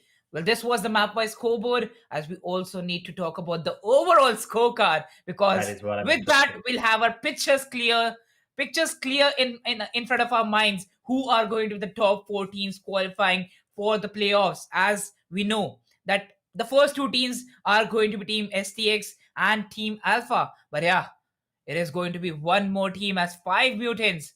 They got the top 5 in this match too, and no one is going to steal their position. STX Esports at the second spot with 59 points, and that jump by Spyware. Look at that edge. 58 points, and out of nowhere, now you have 3 teams really close to each other to be in the top 4, where Angry Kings, now the last match for Angry Kings and YOTO Killers needs to be important, where 2 teams from the top 4 needs to go out pretty early. YOTO Killers with 44 points, they're at the 5th spot. And yeah, going forward, we are going to see the second page, where most of the teams, they're going to try hard. They're going to try hard really, really big. As we know, one player from Team 5MT, it's from Team Zen, who was trying really hard to enter the zone, but Team Spyware never allowed that. Yep, that is true. And as I said, Spyware and Alpha, they are the top 4 right now, joining along with 5 Mutants and STX respectively. But here's the thing: Team Angry Kings and YOTO, they still have a really good chance of making small comeback here, and I think once again we have the a mistake there. Rue Gaming, that actually they did not get that 12 points, guys. Come on. RKG Army, on the other hand, 26 rank points, 15 kill points. So they Hmm. also have a chance. So until Yeah, 7, I believe. I don't think House yeah. of Blood and any other team from there on forward has a really good chance. Maybe House of Blood has it because they do have 35. But apart from him, I mean, apart from them, every team from team number 9, I think the journey is done for them in this BO6, in this particular tournament at least. Well, yeah. If we talk about the seventh, eighth, and ninth position, well, I think RKJ Army and the two teams having 44 points each, they still kind of have a chance to be in the top four, where there's a condition. They're going to perform madly how in this match Team Spyware did, having 29 points edge, having more kill points than the ranking points that you have. Well, that is the domination you want. That is the, like, you have to have that mindset where you need to get 25 plus points in a single match, and having two conditions with you, where one team or two teams who need to leave pretty early so that you can be there in the top four position. Talking about the Infinix Note 11s, well, the phone is going to unveil in this very tournament of the World Esports Cup. So make sure you tune into the streams regularly, and you may stand a chance to get the hands on the phones pretty early before all of everyone in the public, where you are going to know when is the phone going to be exactly launched. Hashtag own the game to be there in the chats. Well, you have to follow India Today Gaming on their social media handles. That is Instagram, Twitter, and Facebook at India Today Gaming, and on YouTube. You're watching our streams, so make sure you follow and make sure you subscribe the channel, and also press the bell icon so you get all the latest updates of the streams that we're doing. And we are also posting the highlights. So if you miss out the updates, if you miss out anything from these streams, the highlights are going to be there in front of you. It's true. Last time we had the Note 10, dominating the scene, and now we have Note 11s. Yeah. It is going to dominate the scene, just like how 5MT and Spyware actually dominated the scene this time around. So make sure to check it out as well. And now we are going in to the last game of the BO6, the Group 1 of Pakistan Invitational Qualifiers. And Yeah. there is only one map left, and that is the map of Kalahari. 5MT, they did come out on top. So this time around, I expect them to be on top as well. But the thing here to look out for is, 5MT, they have already secured their place. Everyone else, they are still fighting for that top, the next three positions. Yeah, because we know that the first spot getting secured by 5MT having 74 points. Well, that's also a difference of around 20 points from the place that you have at the second position, where you have around 52 to 53 points. So yeah, 5MT, they have already done their part. They just need to go and just play their own game however they want to play. But if you talk about from the place of third till the very seventh position, it's going to be a grind for them. They want to be in the top four, qualifying for the next playoffs, as this is going to be the only chance that they're going to get. Well, I am really excited for the Pakistani Invitational teams. And yes, guys, this is going to be the final game of the Group 1 of Pakistan Invitational Qualifiers. The game is going to come live in front of our screens. But yeah, Edge, before that, I think so we need to talk about the day 2, how it went till now. The first Booyah coming in for STX, then two Booyahs back to back for the squad of 5MT, where they maintained a huge distance from all the other teams. Then came Team Alpha performing pretty good. In the previous match, we had an amazing Booyah from the team, and now we are going to see the last match of these qualifiers. Oh yeah, it's been a great journey till now, casting the World Esports Cup, and we are going to witness games back to back. Some days break, but those breaks are going to be really interesting too, because a lot of content is going to be pushed out on the social media handles of India Today Gaming. So guys, make sure you follow each and every social media handle, where you are not going to miss an update about the World Esports Cup. Yeah, you don't want to miss the updates. Trust me on that. You don't want to miss anything that we post on any of our social handles. So make sure to, subscribe, follow, or like if it's on Facebook, and keep yourself updated with what's going on in this World Esports Cup. And talking about today's matches, 5 maps. I gotta say, the best one for me up until now is the map of Purgatory, the last one, Spyware, getting themselves 17 kills. That was absolutely dominant performance. Yes, 5M team, they did get a couple of booyahs back to back. But yeah, and they're also showing up really good gameplay, from every Being every consistent. single time. Yeah, consistency is the key for them. But at the same time, Spyware, they were not in the top 5. But then with that last match, they rocketed the way up to that. Yeah, all they needed was one jump, and they did jump to position number 3. Imagine if they get the same number of kills and the booyah again, they will actually, take that number 1 spot from 5MT. Yes, it doesn't. You might think you might think it doesn't matter to be number 1, number 2, number 3, number 4, because all 4 of them are qualifying. But trust me, it does matter. Not just the satisfaction that you're in position number 1. It's also moving on to qualifiers. The other teams and the other groups and the teams from other countries, they will know that they need to be afraid of this particular team. The fight in the beginning where 5MT eliminated ROOH Gaming brutally. So that pretty showed what answer you gave. Why 5MT are still trying to be there at the #1 spot, because it matters. It matters a lot. Even if you are there in the top 4, it matters that you are the #1, the top team in these 4 teams to qualify for the next stages. You're going to make a dominant statement where the teams who are going to qualify from the next groups are going to be fearing you, are going to study you, and are going to contest you at your place. That is true. And as I said, it's gonna be it's gonna be one hell of a match this time around on the map of Kalahari. 5MT, they did show. Even this particular map up right from the start, they were dominant, taking down ROOH Gaming. But then they kind of were stuck in that place. They opted. They could have gone out, but they opted to stay in there for as long as they can. And at the end, they did got good position. There's still a lot of time. Oh, wait a second. Oh, it's time, Riddle. It's time for that final game of that Pakistan group number 1, BO6. It's gonna be the map of Kalahari, and we should be heading into the game right about. I suck at this. No, but yeah, that was a nice try, Edge. That was a nice try. It was indeed, as I was talking about that. Well, it is Infinix Smartphone presents the World Esports Cup. And yeah, these are the Pakistan Invitational Qualifiers. Day number 1, Group 1, map number 6, right in front of your screens, and the map is going to be Kalahari. Yep, and looking at the flight path, it's almost once again kind of 50-50.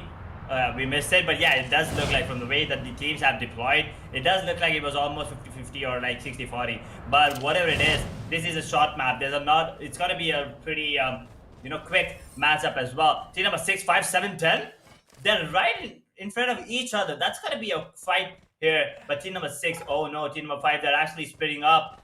This is not good. 2 of them have split up, and one of them is right in the jaws of team number 6. So whoever finds the weapon first will have an advantage here. Team TB will be facing off. There you go, Team TA, who has already found himself a weapon. Hamza takes down with the Vector. 1 kill, 1 knock actually. Not the first blood yet, but Hamza gets himself another one. Gets the one onto Meg. There's only one more player from team number 5. Oh no, Team TA, they are going to be starting off strong. Hamza gets himself a double, and the first blood as well from Team Alpha. Gets himself a triple. Actually, only one more player left. Oh, Criminal! Being the Criminal takes down Hamza! He got the revenge, but I think he has to go down here. There's no way he should be alive. There you go. Talha will get the trade, but he did get that revenge onto Hamza, who killed 3 of his teammates there. And Team Alpha, starting off strong with 4 kills, did lose a player, but doesn't really matter.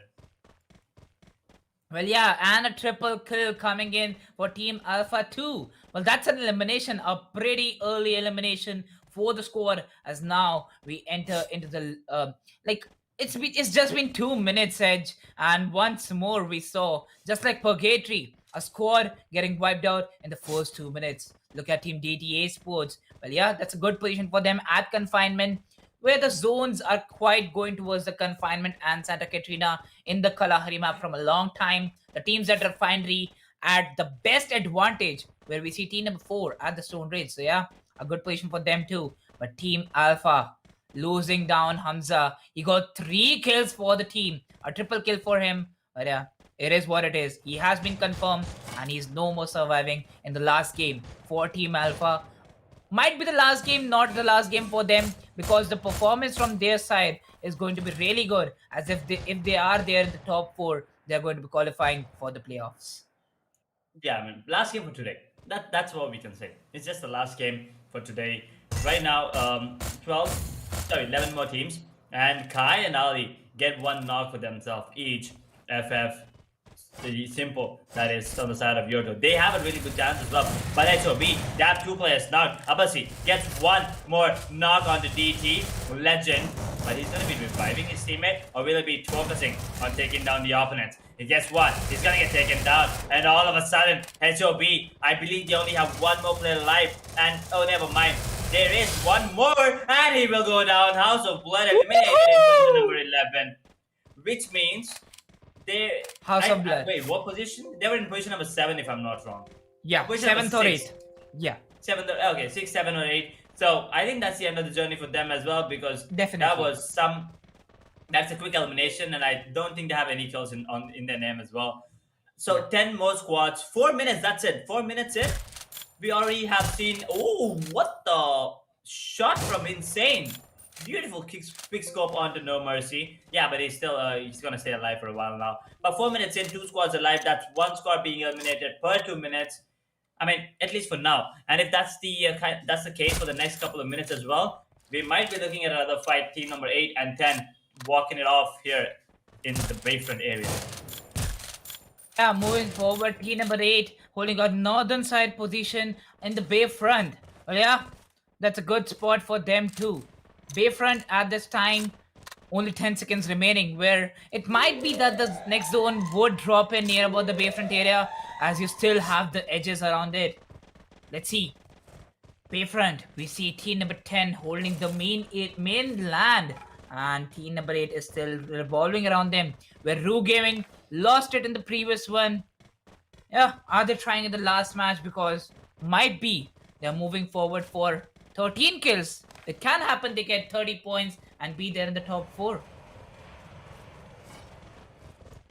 Being in top 4 is all that they need to do right now to qualify for the playoffs as well. Once again, let me remind you, for us 4 teams from 12 teams from each group in a BO6 will be qualified, for the playoffs to carry on further into the tournament. Right now, look at that. Hashi's just riding on that beautiful vehicle there.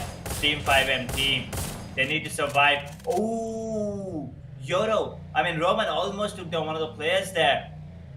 Two-Face, I believe, from 5MT almost went down. One more hit, and he would have been, knocked out in the open as well. There was no one even close to him to revive him. But we're about to hit that 6-minute mark, and 10 more squads with 39 players left. Indeed. Team number 12 rotating in that UAV where it was launched by the side of team number 1. Use them. They have spotted team number 12 rotating from their side. Oh, not picking up that monster truck? Okay, yeah. YOTO killers still holding their positions on refinery. And this is one of the best position you can hold.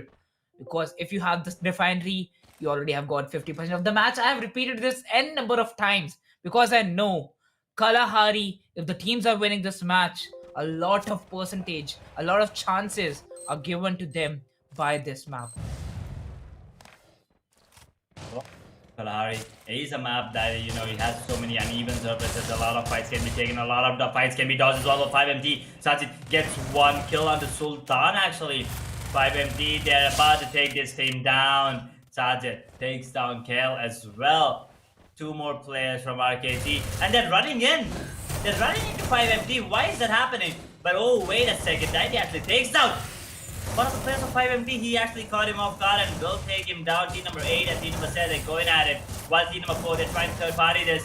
SK21 gets 1 kill on the ROOH Gaming. Well, here we go. ROOH Gaming this time around are not in position number 12, but Rocky Gaming gets taken down while it gets a knock onto Daidi. But here's the thing, team number 7, they are the new kill leaders right now. Army and No Mercy get 1 kill for their own. JX, Spy at the same time. They're still alive. Ali gets 1 onto Insane. RKG Army takes on 5MT. ROOH Gaming, although it's not well positioned, it's still 10. Not a lot of points for them, and that's the end of the journey for them. Tada, see you, bye-bye. Maybe Next time around, you will put up a better performance. But right now, No Mercy has killed Fun in a vehicle explosion. Yeah. That is a good one.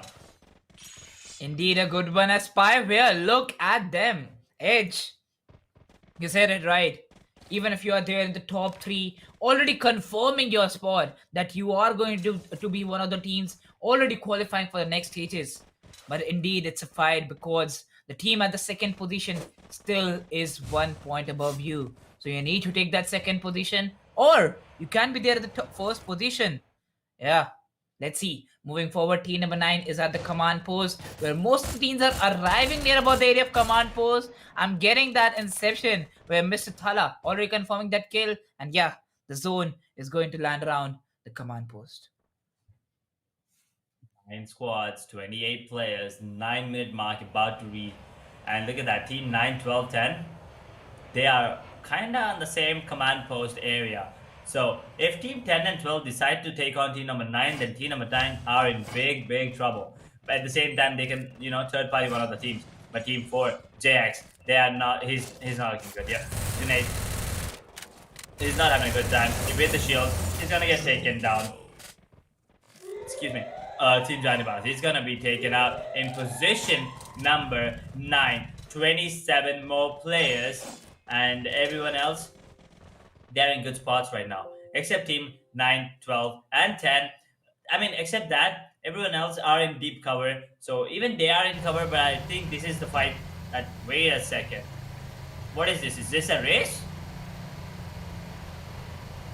What is happening? Oh, okay. Oh, I just got... Oh my god. Edge. Those are two different teams. Exactly. That is why I was like... I mean, from Wait, killing what? each other, we're now, playing a racing game here. And team number 2 left that position. Okay. Team STX holding a good position near about... Okay, they are here at team number 1. And now they are going to deal a fight. Where STX... Do they have any idea? Do they have it? Because... There's still nowhere to be seen having those scopes open on team number 1. Yes, they don't have any idea. We're YOTO killers. They do know that enemy has trespassed that area. Yeah, no trespassing allowed. Trespassers will be prosecuted, is what the side of STX is saying. But guess what? No trespassers doesn't really matter. We have the grenades, and we will throw in grenades, is what team number 1 is saying. STX, they need to stay alive. Sama will take down one, but instead it up by Simple with a beautiful shot. With the rifle. Ooh, confirms it as well. Team STX in trouble, while Team YOTO, they need to stay alive. They cannot lose this fight. If they lose this, they lose their chances of making it to the playoffs right now. Simple. He's straight up taking the fight, standing dead strong. But Ali will take him down with the grenade and down to 26 players. They're still not out yet. Captain takes down one more. Roman is out of the game, and so is Simple. Now 2 players from the side of YOTO are alive, while 3 on the side of STX. UAV has been deployed from one of the teams, and STX. Oh, beautiful! The balls on this. The balls on Captain, man. Simba, on the other hand, gets himself another kill. The grenade. He needs to be alive here. 1 versus 2. Can he do it is the question. He gets 1. Simba. Captain goes down. Simba! No, not that way. He peeked out, got a beautiful shot on the captain, but then gets taken out by a grenade. That is not the kind of gameplay I expected from the side of from him at least. Yeah, indeed. Moving forward, we can see Ali, and they are successful. Team DT PGC with that Groza spray is going to confirm 1 kill on the enemy squad. We'll look at team number 9. Still trying by the paraffles, by the LMGs, indeed. And look at that. From Legend also, we are hearing the shots.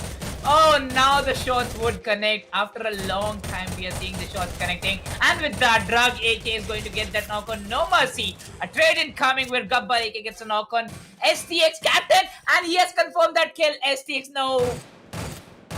That is how you come in between and face the disadvantage. 5MT2 phase with the Max 7 is going to confirm a kill for himself. And yeah, 5 mutants still surviving. Team Alpha still surviving. Who's going to be there at the hashtag 1 spot? Well, team number 9. Team SC. They only have 1 kill, but they're trying to survive for as long as they can. STX. They took down YOTO. YOTO, they still have a pretty good chance of qualifying, but it all depends on how the other teams are playing right now. Team 5MT, they have already qualified here because of the positioning and the kills that they have. Team TA, they are in a good spot as well. Alpha goes down to 2 phase though. If Team TA can get a couple more kills, I think that's good enough. Or at least stay alive till, maybe 1 more position. Then there's a really good chance that they will qualify as well. And Team SC take down 5T. There you go. The third party incoming. And Affan, he needs to take advantage of this. He needs to go ahead and get that kill right now. Yeah. Look at Gabbar with the spray. 1 more player getting confirmed. And SCAK, they're doing it so slow. Angry Kings are being angry, but still, that's so sweet. Just firing those LMGs from a long range, getting those kills, getting the kill confirmations, nothing else. Whoa, okay. SCAK having only 2 kills, and now it is going to be the dead zone arriving after this one. Well, now 37 more seconds remaining with the last 7 scores, and 13 players are still there. RKG eliminated by Angry Kings. So Angry Kings are dealing the last blows to the teams as Spy Mr. Drogo with the AWM landing that headshot is going to get first knock by his side. First knock on his side, and Team SC, they still have 4 players left. There's only 6 squads alive, but 12 players only. Not really sure what's happening. STX will be taken out. Ali with the Soul Survivor is going to get taken out by Gabbar. Drug AK will be revived, and 5 squads and 11 players here in the door. Yeah, CT Sports 10 kills, but no, they don't have the man advantage edge. They are having a good position, but the squads are running over them to get a position. Hashtag 5MT. Oh, a hashtag 5 squad for 5MT still entering the top 5. They've done their part. They've done their consistency part, but now it's time for Angry Kings to get the kills. DD Ali with that knock on Spyware. Spyware trying it really hard as a quadra kill for Ali is incoming. BGZ Ali, 11 kills in the hands of Team DT Esports, where he has his hands on 4 kills. A fan with a knock on the player, and Spyware getting eliminated after the hashtag 1 team that was there. Now we have the last 3 squads remaining. It's all over for the other squads out of the game.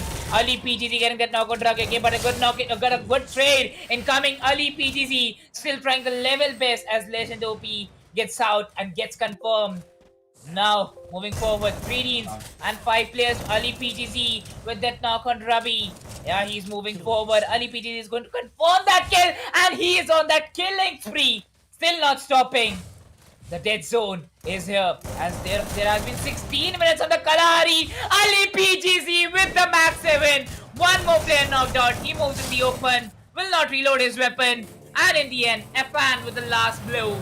A fan with the Terminator kill. It's a booyah for Team Alpha. And Edge, we have our answers. Hashtag 1 spot and hashtag 2 spot. Confirmed, confirmed, confirmed. That is true. What a game coming in from everyone, to be honest. This game was the most intense one. From the start itself, we did lose the first squad in under 2 minutes and then the second in under 4 minutes. And from there on forward, it was a kind of a slow paced gameplay for the next 6 minutes. But after that, everything just went ham. Kills left, kills right, kills up, kills down. I mean, there was just gunfires everywhere. They were not only gunfires, they were the melee kills. There were grenade kills coming in from STX, and the melee kill, especially from Ali, I believe. That was from Captain, I believe. That was just beautiful to watch. With the Sky. It's just the kind of dominance, and it's the confidence that shows that they are actually confident. They're not afraid to go up close and take a kill with the melee. But everything's aside. For now, I am looking forward to see who is that third and fourth position. Because one thing's for sure, 5MT and STX, both of them will be qualifying, but did YOTO do enough? And I also think Team Alpha and Spyware did enough, but the question is, did YOTO do enough to steal that 4th position? Well, I think for this, we have to choose our top 4 teams. For me, it's going to be 5MT, then it's going to be Spyware, then it's going to be Team STX and Team Alpha. How can I forget Team Alpha? 5MT, Team Alpha, Spyware, and then at the fourth position, it is kind of going to be a tie, I think, between STX and you talked about the team that is YOTO Killers. Yeah. Well, I think it's gonna be you know it's well it's first what's the first team? Oh my god, I'm so bad with names. It's just 5MT, 5 Mutants. five MT. Yeah, the Yeah. five mutants, and then I think it's gonna be Team Alpha, and then I think it's gonna be STX, and then it's gonna be Spyware. That's my call. And then I think Yoro will be in that fifth position, but we have to wait for that because right now, oh boy, Oh okay, boy! that player staying alive in the end and getting a couple of kills helped this Oh. team a lot. Oh, Determination ho, Esports, ho. 8 rank points, 14 kill points, with a total points of 22. Team Alpha, they did get the booyah, so 12 points, 8 kills, so 20 points. Angry Kings, oh, how did we forget them? 9 rank points, 5 kill points, and 14 total points. And Spyware sits on position number 4 with 13. 5 Mutants only has 10. STX, they have 9. But yeah, Edge. I think so. We are just sure. We know that the team Spyware, 5 Mutants, and even Team STX Esports, they performed their part in this match. They got around 10 to like 9 to 10 points. That is what they need from each and every match.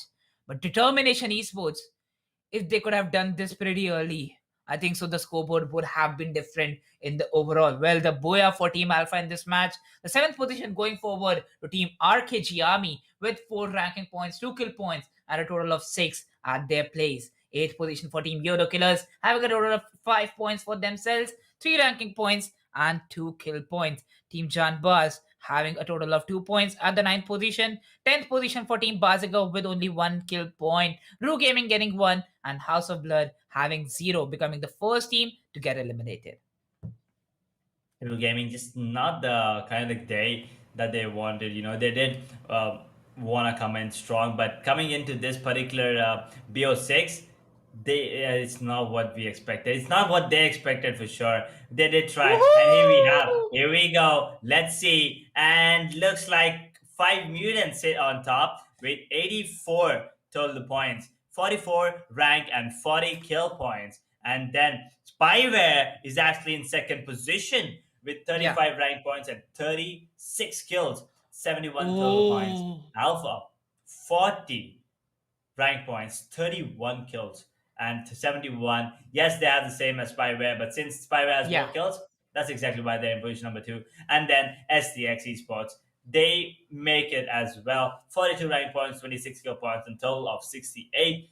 Unfortunately, Angry Kings and YOTO Killers, just not enough. Just not enough. Yeah. Angry Kings have a total of 58, while YOTO Killers, they only have 49.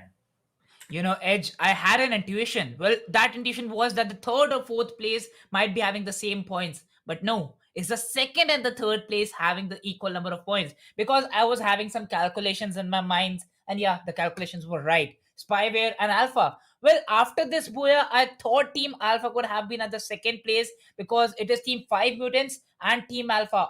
In this best of 6, 4 Boyas have gone into the hands of these two teams. Where Spyware got 1, and the other Boya was by the side of Team STX. The first Boya, STX. Because of that Boya and maintaining that consistency, they are there in the top 4, Edge. They are, and unlucky for Team Determination Esports, RKG Army, House of Blood, Team BAZIGAR, ROOH Gaming, and Team Janbaz. I mean, it was just a bloodbath for all these teams because they were being dominated by those by the sides of 5MT and STX in the first 3 matches. But after that, Team Alpha, that's the second booyah for them, right? Back to back. So absolutely insane gameplay coming in from them as well at the end. Yeah, insane gameplay indeed. Determination Esports, Edge. We thought that the last 2 places would be shared by ROOH Gaming and Determination Esports, but look at that.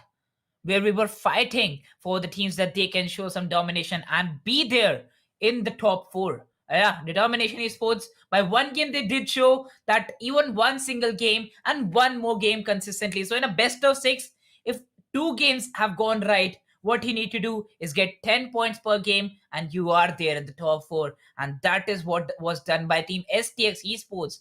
A safe and silent gameplay. They were not getting boyas after the first match, but they did know that they are having those points what they want from each and every match.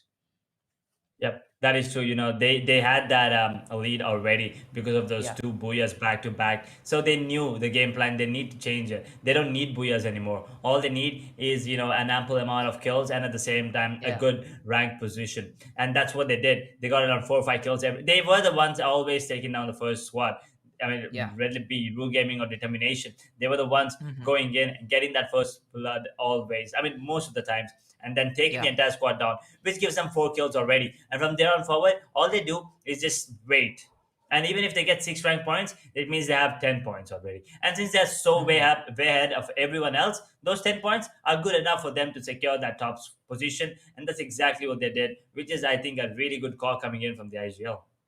Well, also talking about the Infinix Note 11s, the smartphone is going to come right in front of your screens in this tournament. It is going to be unveiled in the World Esports Cup shortly. But yeah, before that, I think so you have to keep on spamming hashtag own the game to be really excited about that and show us your excitement in the chats. Follow India Today Gaming on all their social media handles, because even if we have breaks between the qualifiers and the playoffs, the content is going to be posted throughout the streams, and you're going to have the latest updates if you follow India Today Gaming on their Instagram, Twitter, and Facebook handle. Also, subscribe to the YouTube channel where you are watching us right now live on YouTube and even Facebook. Subscribe to the YouTube channel and press that bell icon so that even if we are doing the post on YouTube, the community post, you are getting the latest updates about that too.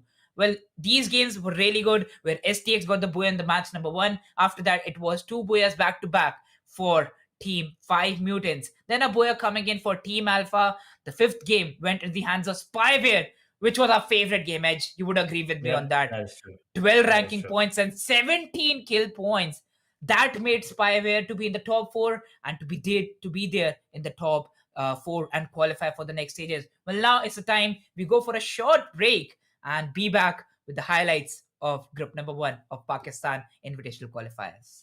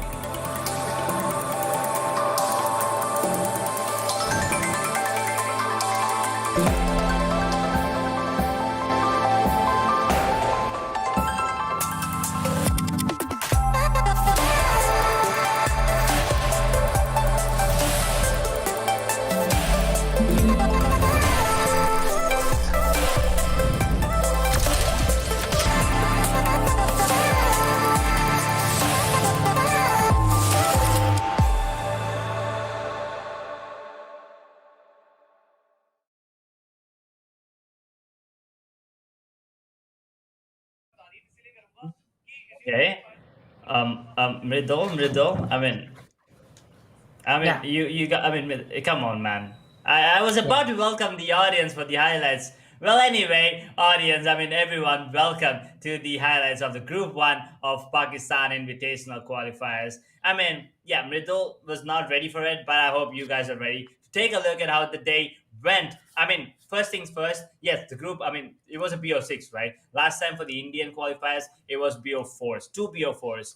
But here, we have three groups, and every group is going to be playing BO6s. And we started the day off with the map of Bermuda. So, what are your thoughts on this, Mridul?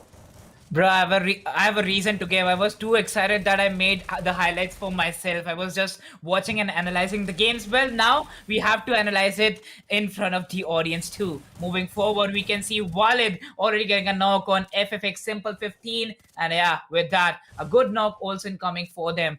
Oh, okay. Yes, this was the fight where Team Alpha could have got a good game in this one. And yeah, with that grenade, Spy No Mercy took down two players on this SCAK, and then SCAK Angry Kings with one single grenade eliminated the whole squad. This is the first game of Bermuda where we saw Team 5 empty picking up a good pace, but then it was Two-Face taking that a good kill confirmation. STX captain with a good knock from AC80. Sajib already confirming the kills for them. So yeah, 5 Mutants, they did get the kills, but it was an area of clock tower where you don't even want your position to be unveiled at any given time. Look at STX Ali. So STX is kind of that squad who is always inhuman with the side kills, where they have to get the melee kill in each and every match, right, Edge? It's all about the confidence, and every time you get a melee kill, it shows you that you're not afraid of close range fights. And then moving on to map number 2, Purgatory, Team Alpha were the ones to get eliminated first. Who would have expected them to qualify after this kind of a performance? And also Team Spyware, there you go, you saw them get eliminated at position number 11. Who would have expected the teams that got eliminated in position number 11 and 12 to be in the top 4? Let me tell you who. No one. But then moving on to the next map, they put up a really good fight, right? And here's the thing. Team 5MT only had 3 kills in the first map of Bermuda, but look at this. They already have 5 kills 15 minutes into the game. Here's the start of that 5MT domination coming in. Purgatory was their map, and so was Kalahari. But they were just not staying alive. They had 13 kills. Look at that. That's a dominant performance. Yes, Spyware had 17, the highest today, I believe. But having that, 13 kills, having 13 kills on the map of Purgatory is not easy to do as well. And SCX, on the other hand, they were consistent. They were consistently getting a couple of kills and also staying alive till the end there, Ritu. Yeah. Moving forward, we also saw early with that 1 versus 3, that was a good triple kill. But yeah, analyzing this Kalahari game, that was the game number 3, where we saw a good spree coming from the side of 5MT. Look at Two-Face. 10 kills already for 5 Mutants, and I think so this was the Booyah where it helped them a lot to get that fight for them. And yeah, after that, Spyware got eliminated at #3. Hope Kai with that M1014 5MT2 face eliminated. And yeah, we switch over to the Purgatory map. Now that once again, this is actually the map of Bermuda, if I'm not wrong. So we'll be, this was a start for the other half. That is Team Spyware and Team Alpha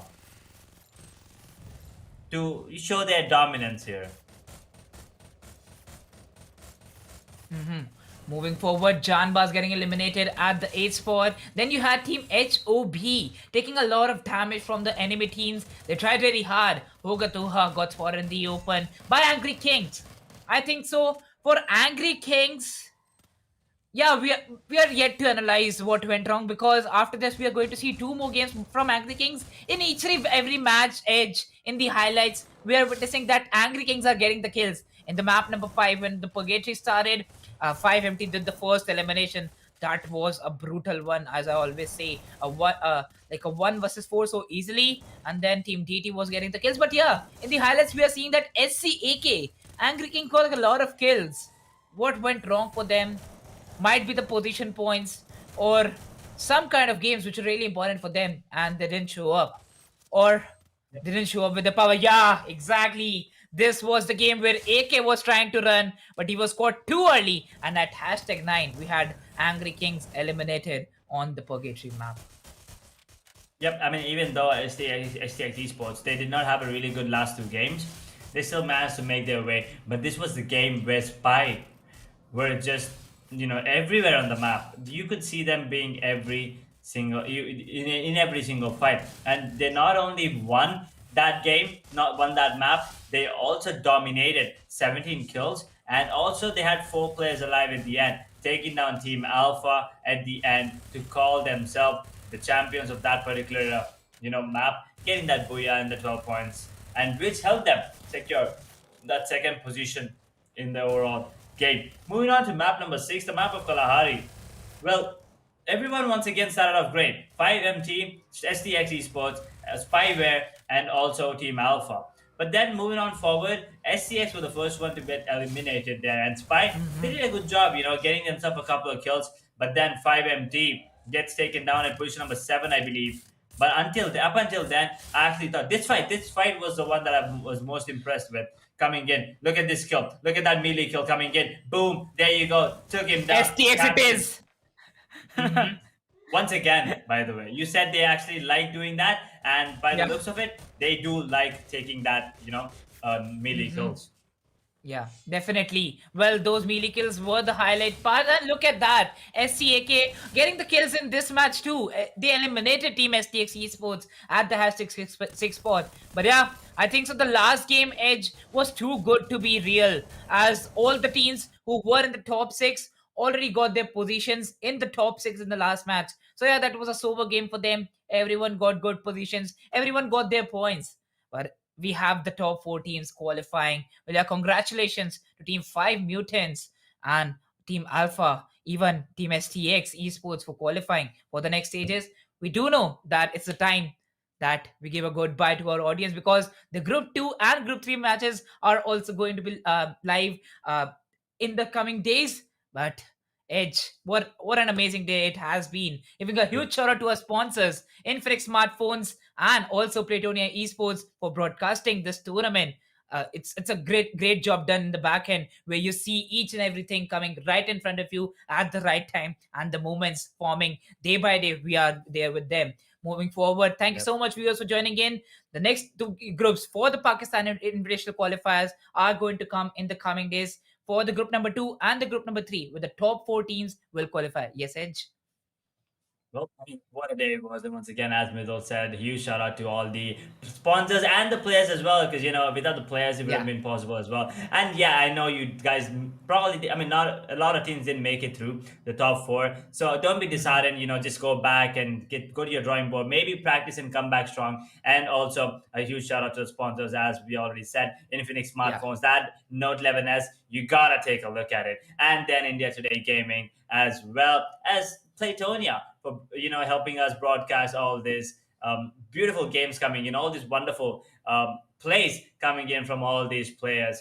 And as always, we are not done yet. We still Yeah. have 2 more days of this Pakistan Invitational Qualifier, and after that we have another region, and after that we have the playoffs, and after that We all been waiting for grand final because that 35 lakh prize pool, that's exactly what everyone's waiting for. And I mean, Yeah. you know, if this Well, is you're Samsonite already was focusing playing, on the first place, right? You're already focusing on the first place. Getting no, 35 lakh is what Edge wants. that's it. I mean, you have to aim for one. Even if you miss, you get that second and third, right? If you don't Yeah, aim for one, yeah. if you're already focused on second, then you might not get that first and even a second as well. So just aim for the moon and maybe you'll hit the stars. Yeah, definitely. You have to hit the stars indeed. Well, that's an end for the day. So thank you so much, guys, for joining in. We'll see you in the next one. Until then, bye bye. Take care. Peace out.